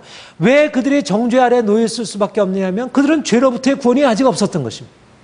그들을 진정으로 염소의 피와 송아지의 피가 염소의 피와 송아지의 피가 그들을 자유케 하지 못하고 죄로부터 자유케 하지 못하고 여전히 죄 아래에 있고, 그러니까 정죄 아래에 있게 되고, 그런데 그래서 율법의 순종으로 말미암아 그들이 이 땅의 축복도 제대로 받지 못한 거예요. 가나안 땅의 축복도 제대로 받지 못한 것입니다. 이것이 바로 율법이 가지고 있는 결정적인 한계라, 이렇게 말할 수가 있습니다. 복음의 특징. 자, 같이 읽겠습니다. 칭의. 첫 번째, 시작. 복음은 그리스도의 구원은 영적인 구원입니다. 복음에서 말하는 그리스도의 구원은 영적인 구원입니다. 죄로 인한 사망의 고통에서 십자가의 은혜로 용서받고 하나님의 나라의 통치 안에서 살아가게 됩니다. 골로새서 1장 13절에 14절에 보면 흑암의 권세에서 건져내어 사랑의 나라로 옮기셨다.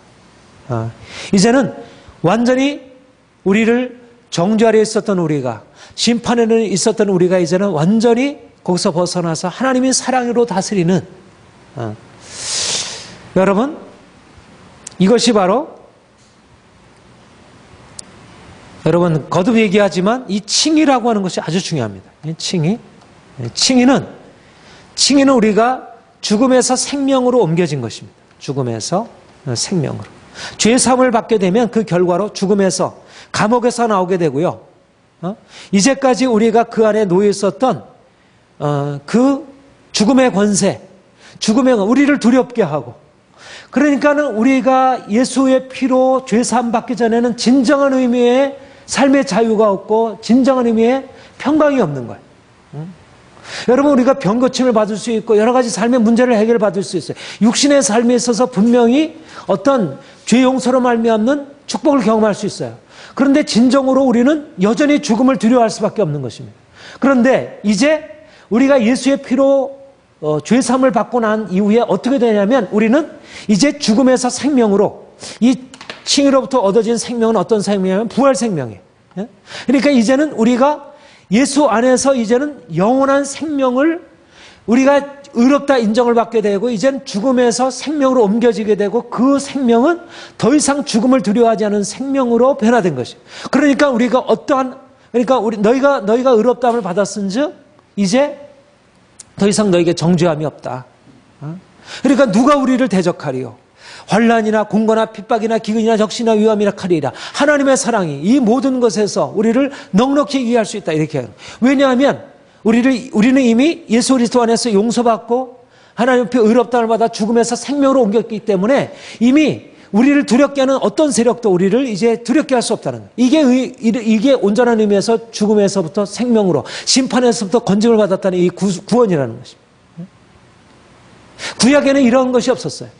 구약에는 아무리 그들에게 주님으로 말미암는 구원의 은총이 있다 하더라도 또다시 그들이 공격을 당하게 되면 그들은 두려워할 수밖에 없었던 것이에요. 그런데 이제 예수 그리스도 안에서 의롭다함을 받은 자들은 결코 정죄함이 없고, 그리고 의롭다함을 받은 자들은 어떤 고난이 와도 이 모든 일에 우리가 넉넉히 이기느니라.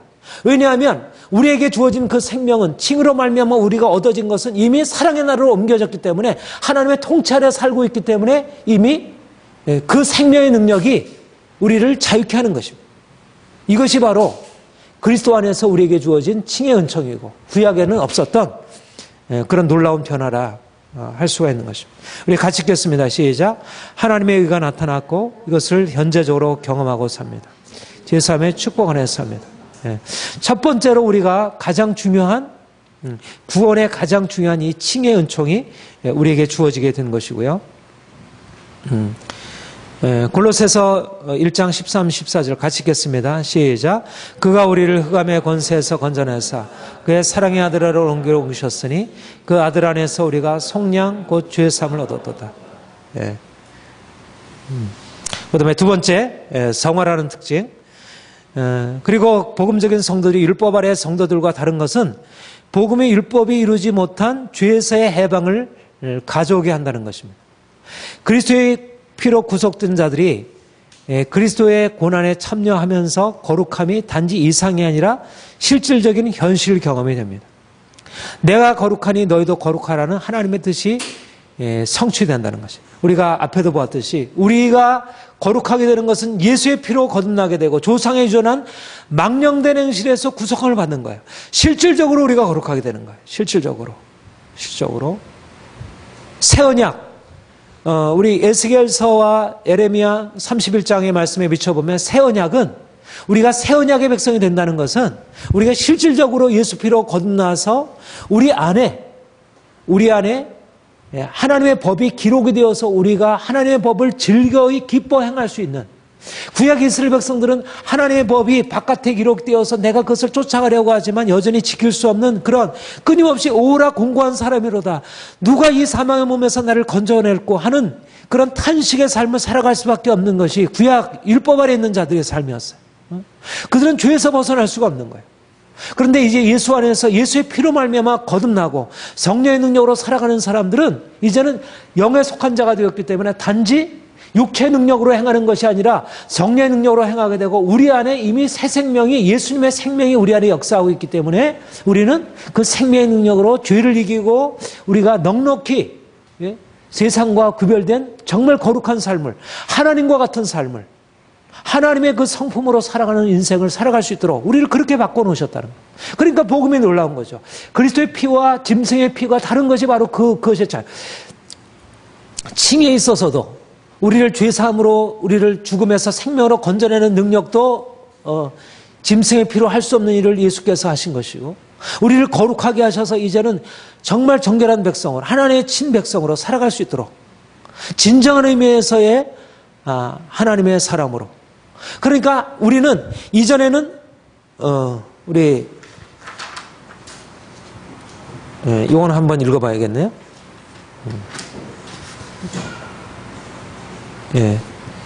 에레미야 31장.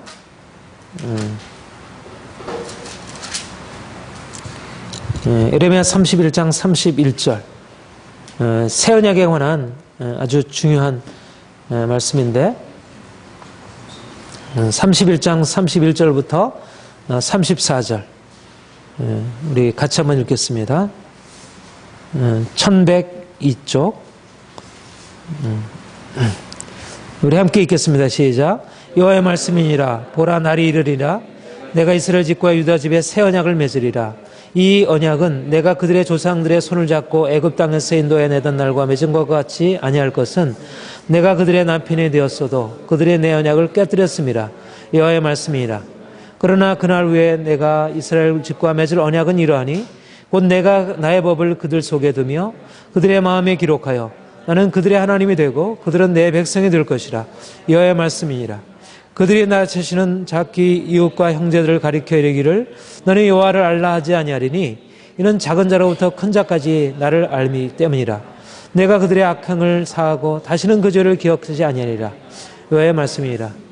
여기 보면 옛 언약과 새 언약의 차이에 대해서 분명히 얘기를 하고 있죠. 옛 언약의 경우에는 그들이 하나님과 언약을 맺었음에도 마치 남편의 언약을 깨뜨리고 나아간 아내처럼 그렇게 하나님의 언약을 어기고 그래서 하나님의 심판 앞에 두었다는 것입니다. 그런데 그때는 언약이 바깥에 있었어요. 율법이 바깥에 있어서 그 율법을 지켜 행하는 것이 그들은 원의로 돼 마음은 원의로 돼 실제적으로 그들이 행할 수 없었던 것입니다. 그런데 새 언약은 어떻게 하겠다고요? 내가 이스라엘 집과 맺을 언약은 이러하니 곧 내가 나의 법을 누구 어디에 두며 그들의 속에 두며 어디에 기록하여 그들의 마음에 기록하여 나는 그들의 하나님이 되고 그들은 내 백성이 될 것이라. 이제 율법이 바깥에 기록되어 있는 것이 아니라 마음에 기록되어 이제는 실제적으로 그 마음이 변화되어서 그 말씀에 순종함으로 하나님의 법을, 그러니까 하나님과의 관계에서 이전과 같이 그렇게 뭔가 사랑하고 싶지만 사랑이 안 되고 서로 이렇게 나뉘어지는 그런 부부 관계가 아닌 온전한 사랑으로 연합해서 하나가 되는 진정한 연합과 하나됨이 온전한 서로 기쁜 것입니다. 그러니까 구약의 이스라엘 백성들과 하나님과 관계는 사랑하지만 서로 아픈 관계예요. 그런데 이제 예수 그리스도 안에서 우리가 하나님과 언약을 맺음으로 우리가 하나님과의 관계는 하나님도 우리를 기뻐하시고 우리도 하나님을 기뻐하고 정말 예수 그리스도 안에서 온전한 남편과 아내와의 연합처럼 그렇게 그리스도와 교회가 연합되고 하나님과 우리가 그렇게 연합할 수 있도록. 그런데 바로 이 거룩함은 육체 행위가 아니라 바로 영의 열매라. 그 다음에 세 번째, 우리 영화, 우리 같이 읽겠습니다. 시작. 복음을 믿고 의롭다함을 먹고 순종하여 거룩한 삶으로 얻게 되는 궁극적인 축복은 영원한 영광의 이름입니다. 구원의 비전이 가나안 땅에서 축복이 아니라 영원의 영광의 나라에서의 축복이고, 그래서 이 땅에서의 삶은 이 나라를 위한 준비 과정이라 할 수 있습니다. 이렇게 해서 우리가 율법과 복음의 근본적인 차이를 칭의와 성화와 영화라는 관점에서 보았습니다. 이제 마지막으로 율법과 복음의 관계에 대해서 이제 정리하고 마치도록 하겠습니다. 육체와 영의 차이, 아까 말씀드린 대로 육체와 영의 차이로 그렇게 말할 수 있어요. 그리스도의 부활로 육체와 다른 영의 차원이 계시가 되었습니다. 그리스도 오시기 전에 이스라엘과 하나님과의 관계는 육체 안에서의 관계이고 영이신 하나님과의 온전한 연합이 이르지 못했습니다.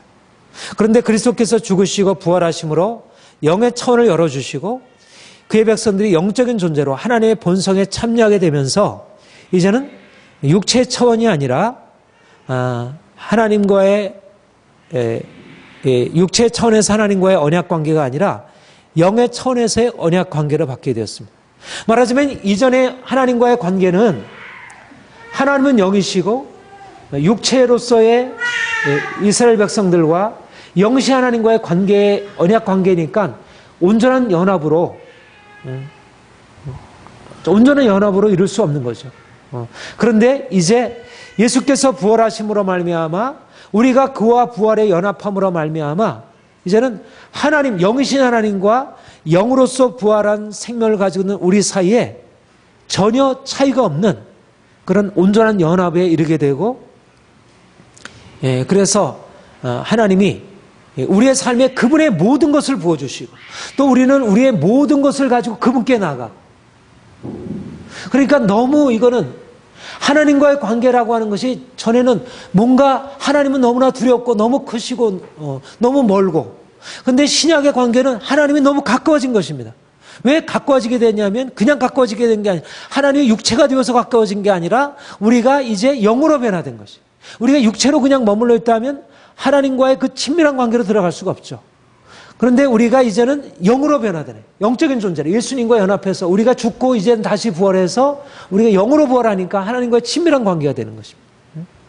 그러니까 신약에 있어서 새 언약의 관계가 내가 다시는 너희를 알라 할 필요가 없다 하는 것은 무엇을 전제하고 있냐면 새 언약에서는 우리의 존재가 바뀌어지는 것이, 우리가 이전에 이 땅에 속해 있고 육에 속한 존재였는데 이제는 예수님을 만나서 우리가 거듭나서 변화되고 이제는 그 생명이 우리 안에 주어지고 이제는 그 생명으로 하나님과 관계 맺고. 왜 우리가 죽고 부활해야 하는가? 바로 이와 같은 하나님과의 친밀한 관계를 위해서. 근데 여전히 우리가 세상에 속한 삶, 구약적인 삶을 살아가게 되면 하나님과의 친밀한 관계를 얻지 못하는 거죠. 그러니까 여러분들에게 아까 얘기한 대로 분명히 우리는 육적인 것을 부정하지 않습니다. 육적인 하나님이 주신 이 모든 삶의 출애굽에서 가나안 땅에 이르는 모든 과정도 나름대로 의미가 있다고 생각해요. 그러나 만약 우리가 알고 있는 구원의 개념이 출애굽과 광야 그리고 가나안 땅의 축복과 같은 육체 차원에 머물러 있다면 진정으로 하나님이 우리를 이끌어 가시는, 우리를 죄와 죽음의 권세에서 건져나고 우리가 사단에서 건져나서 이제는 하늘나라의 저 영원한 영광에 이르게 되는 그 하나님의 목표가 우리에게 경험될 수 없는 것이죠. 그래서 이제는 우리가 영적인 차원으로 우리의 신앙의 수준이 육체의 차원, 율법적인 차원에서 이제는 보다 영적인 차원으로 우리가 좀 더 새 언약의 차원으로 높아져서 하나님을 정말 알고 하나님은 우리를 아시고 우리가 하나님을 아는 관계로, 그러니까 하나님이 얼마나 우리가 연합하기를 원해서 좀 더 크기를 원하는 거예요. 우리가 좀 더 성숙하기를 원하는 거예요. 여전히 어린아이와 같은 육체 차원에서 고린도 교회와 같이 너희가 여전히 어린아이와 같은 육체에 속한 자로다. 어린아이와 같이 예수를 알고 있지만 여전히 그들이 하나님의 그 높은 차원을 알지 못한 채 이 땅의 차원에서 무엇을 먹을까 마실까 자기의 육체적인 어떤 소욕을 따라서 그렇게 관계를 맺는 것, 바로 그런 면에서 주님이 우리에게 새로운 것을 말씀하신다는 것입니다. 이제 하나님과의 관계는 그리스도의 연합이라는 것을 핵심으로 하고 있어요. 그래서 이제 율법의 순종의 문제가 아니라 그리스도를 믿는 믿음이 중요하게 됩니다. 이제 율법의 순종은 육체의 순종이 아니라 그리스도와 연합하여 그리스도의 생명으로 행하는 영의 순종이 되는 것입니다. 구약에도 율법의 순종이 있고 신약에도 율법의 순종이 있어요. 그렇죠? 우리가 율법에 순종을 해야 됩니다. 율법을 따라서 행해야 돼요. 그러나 차이가 뭐냐면 구약은 육체 순종인 것입니다. 그러니까 육체 순종이니까 온전할 수가 없는 거예요. 아까 여기다 새 언약, 옛 언약의 백성들이 하나님과 언약을 맺었지만 남편을 버린 것 같이 그들이 결국 언약을 깨뜨리고 심판 아래 놓이게 된 것처럼, 그런데 우리가 그리스도와 연합해서 영으로 하나님께 순종하게 되고, 그러니까 우리는 오호라 공고한 사람으로다가 우리의 삶의 특징이 아닌 거예요. 우리는 진정하면 오호라 공고한 사람으로다는 율법 아래 있는 자들이 가지고 있는 것이지, 우리는 오호라 공고한 사람으로다가 물론 때때로 우리에게 있죠. 우리가 그것이 없다고 할 수는 없겠지만 그러나 그것이 우리의 본질이 아니라, 왜냐하면 우리는 본성이 바뀐 자들이니까. 우리는 이미 주님이 우리를 아신 것처럼 우리가 주님을 아는 자가 되었고 우리는 거룩함을 기뻐하는 자이고 우리는 날마다 그분을 즐거워하는 자이지 우리가 세상에 속한 우리가 이렇게 살아가야 되는 저렇게 갈등하고 이렇게 하는 것은 우리의 그리스도인으로서의 본성에 합당하지 않다는 것입니다.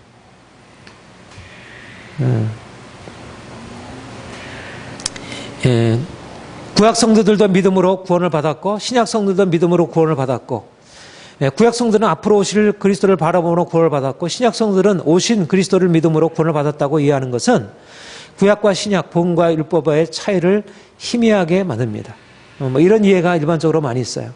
신약과 구약이 다 예수를 믿음으로 말하면 구원받는다. 물론 그 말에 나름대로의 일리가 있다고 말할 수 있지만 여기서 중요한 사실은 구약에는 아직 그리스도의 구원이 나타나지 않았다는 것이고요. 그리스도가 오심으로 비로소 복음이 계시되고 영적인 구원이 나타난다는 것이고 새언약의 백성들, 신약의 성들은 구약의 성들이 알지 못하는 이 땅에서의 구원을 누리고 있습니다. 우리는 구약 백성들이 누리지 못한 구원, 우리가 죄사함이라고 하는 구원, 우리가 거룩하게 변화되는 구원, 저 하늘나라의 영광을 향해서 우리가 나아가면서 그 축복을 경험하는 그 구원을 여기서 경험하는 것입니다. 여기서. 그러니까 구약 성도들이 하나님을 알고 경험한 출애굽에서 그들이 경험했던 것, 그들이 광야에서 경험한 것, 그들이 가나안 땅에서 경험한 것과는 다른 차원이 성령으로 말미암아 우리에게 열려진 것입니다. 그러니까 우리가 예수를 믿으면서 이 땅에 사는 동안 구약 백성들이 누리지 못한 그 엄청난 것이 우리에게 주어지는데 무엇보다 죄사함, 죄로부터의 자유, 그리고 하늘 영광을 바라보면서 나아가는 이 모든 것들이 우리에게 주어져 있는데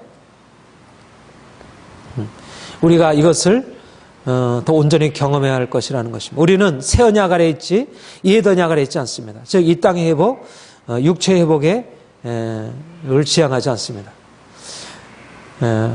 우리 그 다음에 한번 읽어보겠습니다. 시작.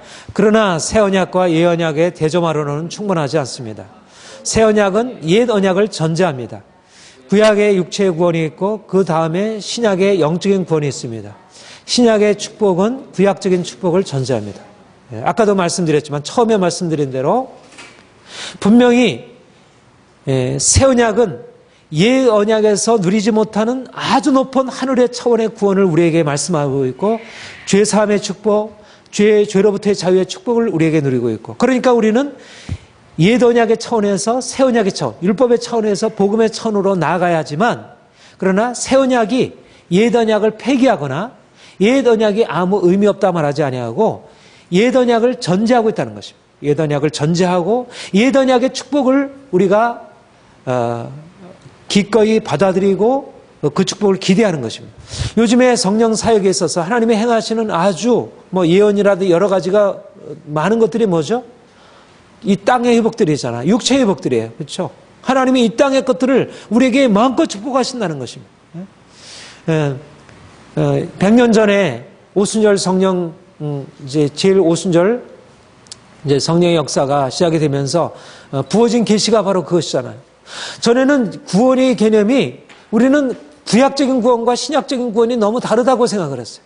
그래서 구약적인 구원은 물질적이고 육체적인 축복이었는데 신약적인 구원은 물질적이고 육체적인 것이 아니라 이제 영적인 것, 내면적인 것, 인격적인 것이라 이렇게 생각을 했어요. 그런데 성령께서 100년 전에 오순절 이제 아주사 거리에 그렇게 나타나서 임하면서 새로운 것을 말씀하기 시작한 거예요. 그래서 요즘에 그 직통계시 이런 것에 대해서 논쟁이 많이 있기는 하지만 그러나 분명한 사실은 그것이 성경적인 계시를 대신할 수 있는 건 아닐지라도 적어도 신약적인 원리를 신약에서는 명시적으로 드러내 있지 않은 것처럼 보여지는 것을 드러내기 시작한 것입니다. 성령께서. 그것이 바로 뭐냐면 예수께서 우리에게 주신 구원의 의미가 분명히 복음적인 구원이 구약적인 율법적인 구원과 분명히 다르지만 그러나 복음적인 구원, 영적인 구원이라는 개념이 옛 언약의 구원을 그것을 부정하거나 그것을 그냥 단지 하나의 상징으로 받아들이고 그것은 의미가 없다고 말하고 하지 않고 오히려 우리가 그리스도 안에서 우리의 삶의 전인적인 축복과 구원이 말하자면 신명기 28장의 축복이 우리 그리스도인들에게도 동일하게 적용되어지고 그것이 하나님께서 우리를 향해서 가지신 계획이라는 것입니다. 그러니까 우리가 이제 율법적인 차원에서 복음적인 차원으로, 땅의 차원에서 하늘의 차원으로 우리가 올려져서 우리가 복음적인 신앙생활을 한다는 것은, 이것은 세상에서 물질적으로 돈 많이 벌고 물질적으로 부욕해야 되고 세상에서 권세가 높아지고 하는 것은, 이거는 세상적인 차원이지, 이것은 땅의 차원이지, 이것은 우리가 영적인 차원으로 우리가 그리스도인들이 지향할 것이 아니야, 이렇게 말하는 것은 오해라는 것입니다. 말하자면 이것은 영적인 축복이라는 개념을 마치 육적인 것과 분리되는 것으로 그렇게 생각하는 것인데, 성경은 영적인 축복이라는 개념을 그렇게 말하지 아니하고, 영적인 축복이라는 것이 결국 우리의 육체가 전인적으로 회복되어지고 하나님의 축복을 하는, 신명기 28장의 복이 우리에게 그대로 적용될 수 있다는 것입니다.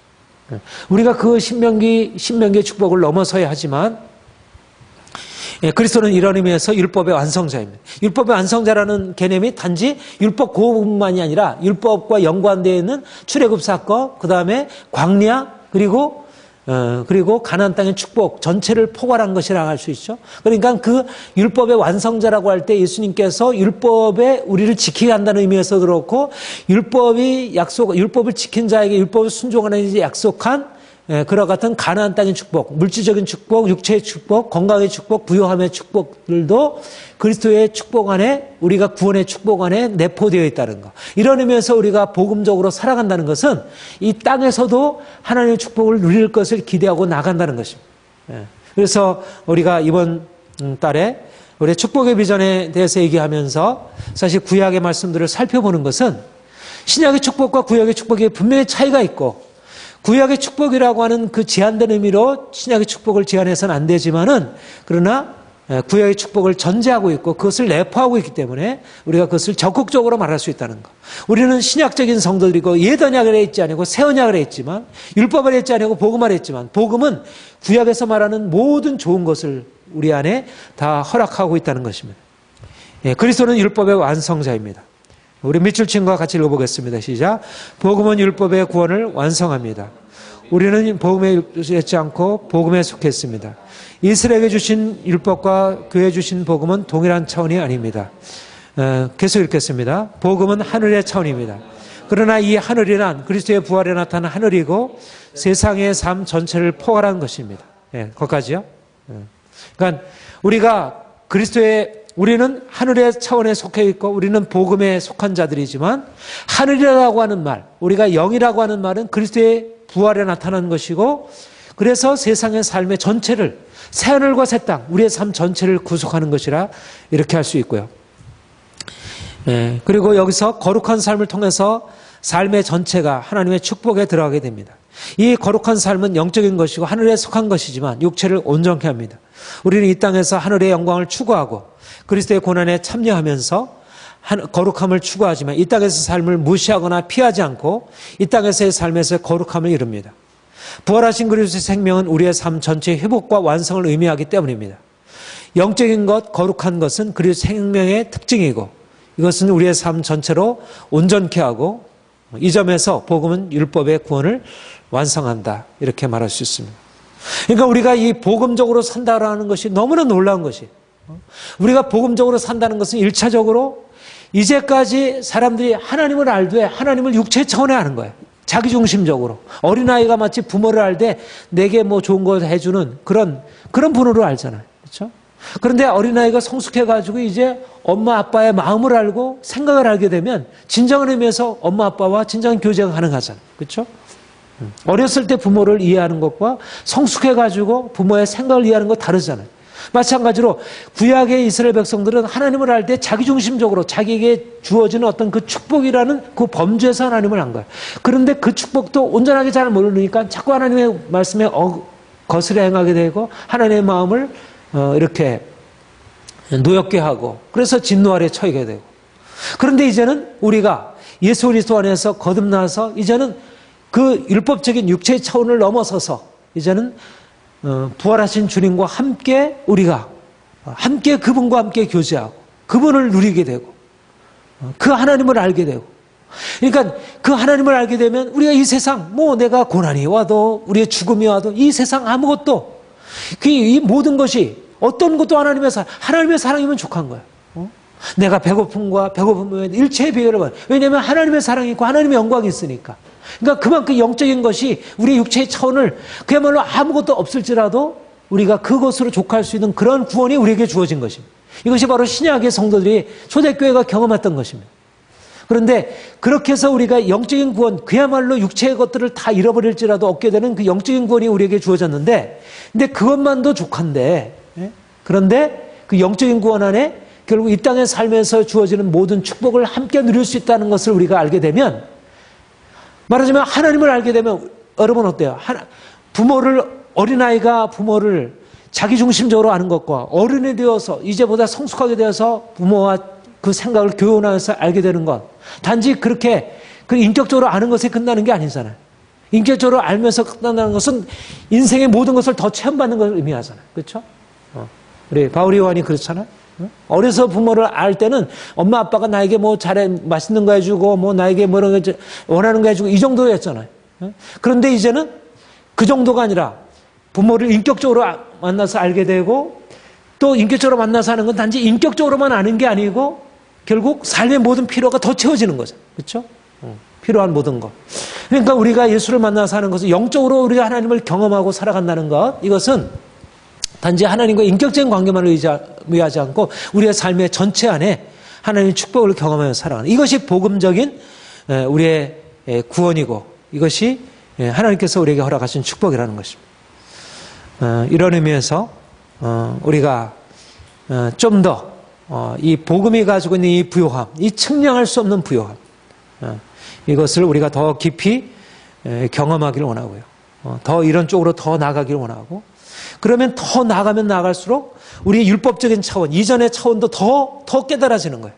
그리고 이게 조금 점점 서로 순환을 이루게 되는 거예요. 복음을 더 깊이 알게 되면 우리의 율법적인 차원의 구원이라는 것도 더 깊이 알게 되고, 또 율법적인 것도 더 경험하다 보면 더 복음적인 것을 더 사모하면 더 나아가게 되고, 그러니까 점점 더 우리의 복음적인 이 어떤 이해도 깊어지고 그 구원의 깊이도 더 넓어가고, 그러니까 이제 신약의 그 깊이가 나가다 보니까 구약을 좀 더 알아야겠다. 구약을 알다 보니까 더 복음에 더 깊은 곳으로 더 나가야겠다. 이러면서 더 우리의 신앙생활이 더 부욕해 되고 더 온전케 되고 균형 잡히게 되고.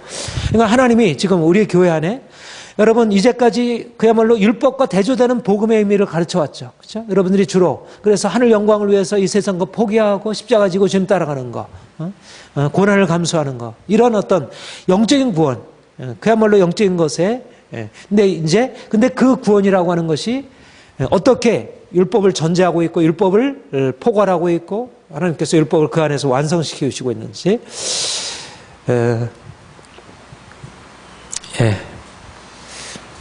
더 하나님이 우리에게 이러한 은혜를 허락하시라 그렇게 믿습니다.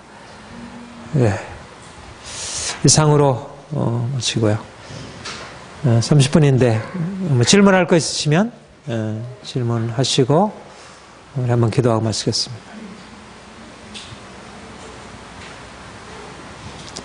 율법과 복음의 차이, 율법과 복음의 관계,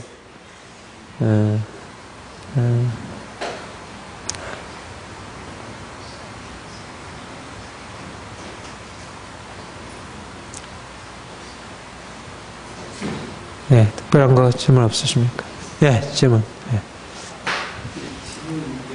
율법이 이스라엘을 위한 것이라고 생각하는데, 1차적 복잡한 부분이 이스라엘의 부르시는 열방 편안성을 연결해서 그런 것처럼 이제 십계명이 반포되기 전에 하나님께서 이스라엘 백성 19장에서 너희가 되는 이런 말씀이죠. 그건 이제 열방을 그렇죠. 열방을 넘겨두고 했죠. 그러니까는 그야말로 이스라엘 백성들을 부르신 특별한 선민, 택하심이고 부르심이지만 마치 이것과 같죠. 아브라함을 택하실 때 특별히 그를 불러내셨잖아요. 근데 내가 너로 말미암아 열방이 복을 받게 하리라. 그러니까 축복의 통로로 부르신 거죠. 마찬가지로 제사장 나라가 된 거죠. 제사장 나라가 되어서 열방을 구속하실 목적을 가지고 이스라엘 백성을 구속한 것입니다. 그러니까 이스라엘 백성이라는 그들을 위해서 주신 것이고, 또 그 출애굽 사건과 가나안 땅, 열방이라고 하는 그 맥락 안에서 주어진 것이지만 그러나 그 특수성이 충분히 발현이 되면서 그들을 통해서 하나님이 앞으로 나타날, 특별히 보편성이라고 할 때 예수 그리스도의 구원, 예수 그리스도 안에서 이방인과 유대인을 포괄하는 그 보편적인 구원을 이스라엘의 특별한 구원을 위해서 예비되어 주신 것이죠. 근데 바로 그 특별한 구원이라고 하는 것이 없다면, 이것을 마치 모든 사람들을 위한 법으로 이렇게 만들어버린다면, 그러면 오히려 보편적인 열방을 위한 그 의미가 거기서 오히려 여러 가지로 임의로 사라질 수 있다고 봐요. 그러니까 우리 그 열방을 위한 것이라고 하는 것은 분명해요. 그러니까 하나님의 구원의 역사가 항상 특수한 것을 통해서 열방을, 우리도 마찬가지고요.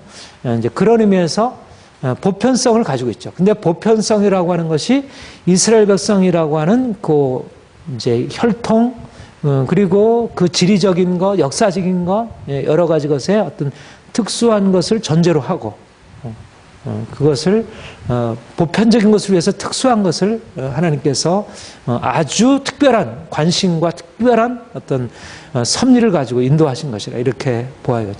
그러니까 오늘 강조한 것의 가장 핵심 중에 하나가 율법이라고 하는 것은 이스라엘 백성들의 출애굽과 가나안 땅이라는 요 맥락 안에서 보아야지 그 의미를 충분히 살려낼 수 있다. 왜냐하면 출애굽이라는 구원 사건을 뺀 채 율법을 이해하게 되면 굉장히 문제가 많습니다.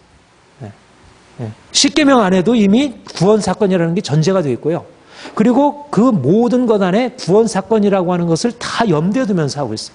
그러니까는 출애굽 사건, 그 다음에 가나안 땅의 축복이라는 그것과 연관해서 율법을 이해해야지 그 율법이 가지고 있는 그 본래적인 의미가 살아나지, 그 역사적인 맥락에서 추상해가지고 어떤 법이라고 하는 것으로 만들어버리게 되면 마치 그것은 상당히 율법을 이제 오히려 이성적인 것으로 만들어버릴 수가 있고요. 물론 다른 법들과 유사성들이 있죠. 다른 법들과 유사성들이 있지만 특별히 하나님이 이스라엘 백성을 인격적으로 구원하셨다는, 그리고 인격적으로 언약을 맺으셨다는 그 이스라엘 백성들과 언약 속에서 살펴보는 것이 중요하다는 것입니다.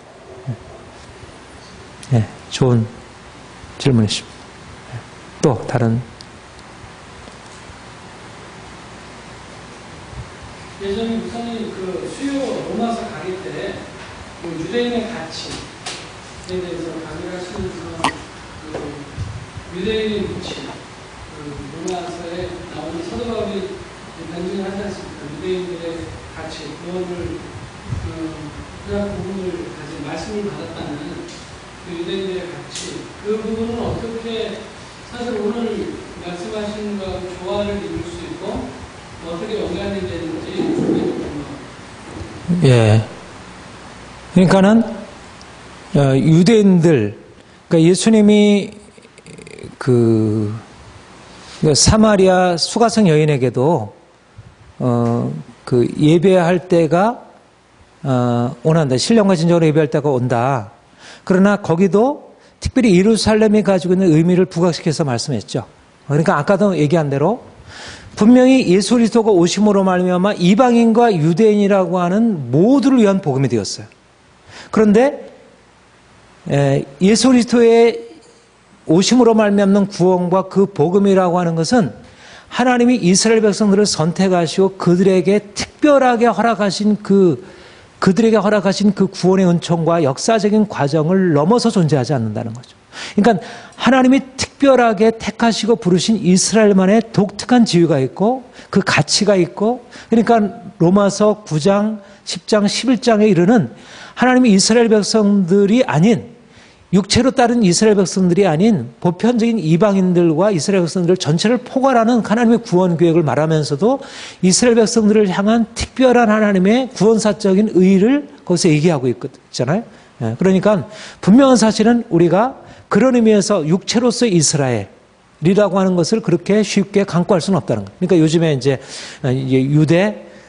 유대 또 이스라엘 땅에 대한 특별한 구원사적인 의미들을 부각하는 것도 물론 여러 가지 신학적인 논쟁이 있긴 하지만 우리가 복음적인 좀 더 영적인 의미 안에서의 옷을 보아야 되지만 이 육체로서의 이스라엘과 하나님이 육체로서의 이스라엘과 맺은 그 예언약 율법의 나름대로의 의미를 우리가 이해하게 될 때 복음이 가지고 있는 것들을 더 살려낼 수 있다, 그렇게 생각합니다. 됐습니까? 예. 예. 또 질문. 혹시 정일순 집사님. 예. 예. 예. 예. 그래요. 예. 오늘 중요한 강의라 생각을 하고요. 내일은 이제 율법에 대한 죽음이라는 오늘은 율법과 복음의 두 관계를 이제 신구약을 이제 비교하면서 했다면 내일은 율법에 대한 죽음, 특별히 예수 율법으로부터 복음회로 율법적인 신앙에서 복음적인 신앙으로 넘어가는 과정에서 아주 중요한 율법에 대한 죽음이라는 이 율법에 대한 죽음이라고 하는 게 복음과 율법의 관계에서 너무 중요하고요. 그래서 율법을 우리가 부정하지 않으면서 그러나 율법에 대한 우리의 관점이 어떻게 좀 많이 달라져야 하고 왜 사도 바울이 갈라디아에서 그렇게 율법에 대한 죽음을 그렇게 얘기를 했을까? 왜 그런 방식으로 얘기를 했을까?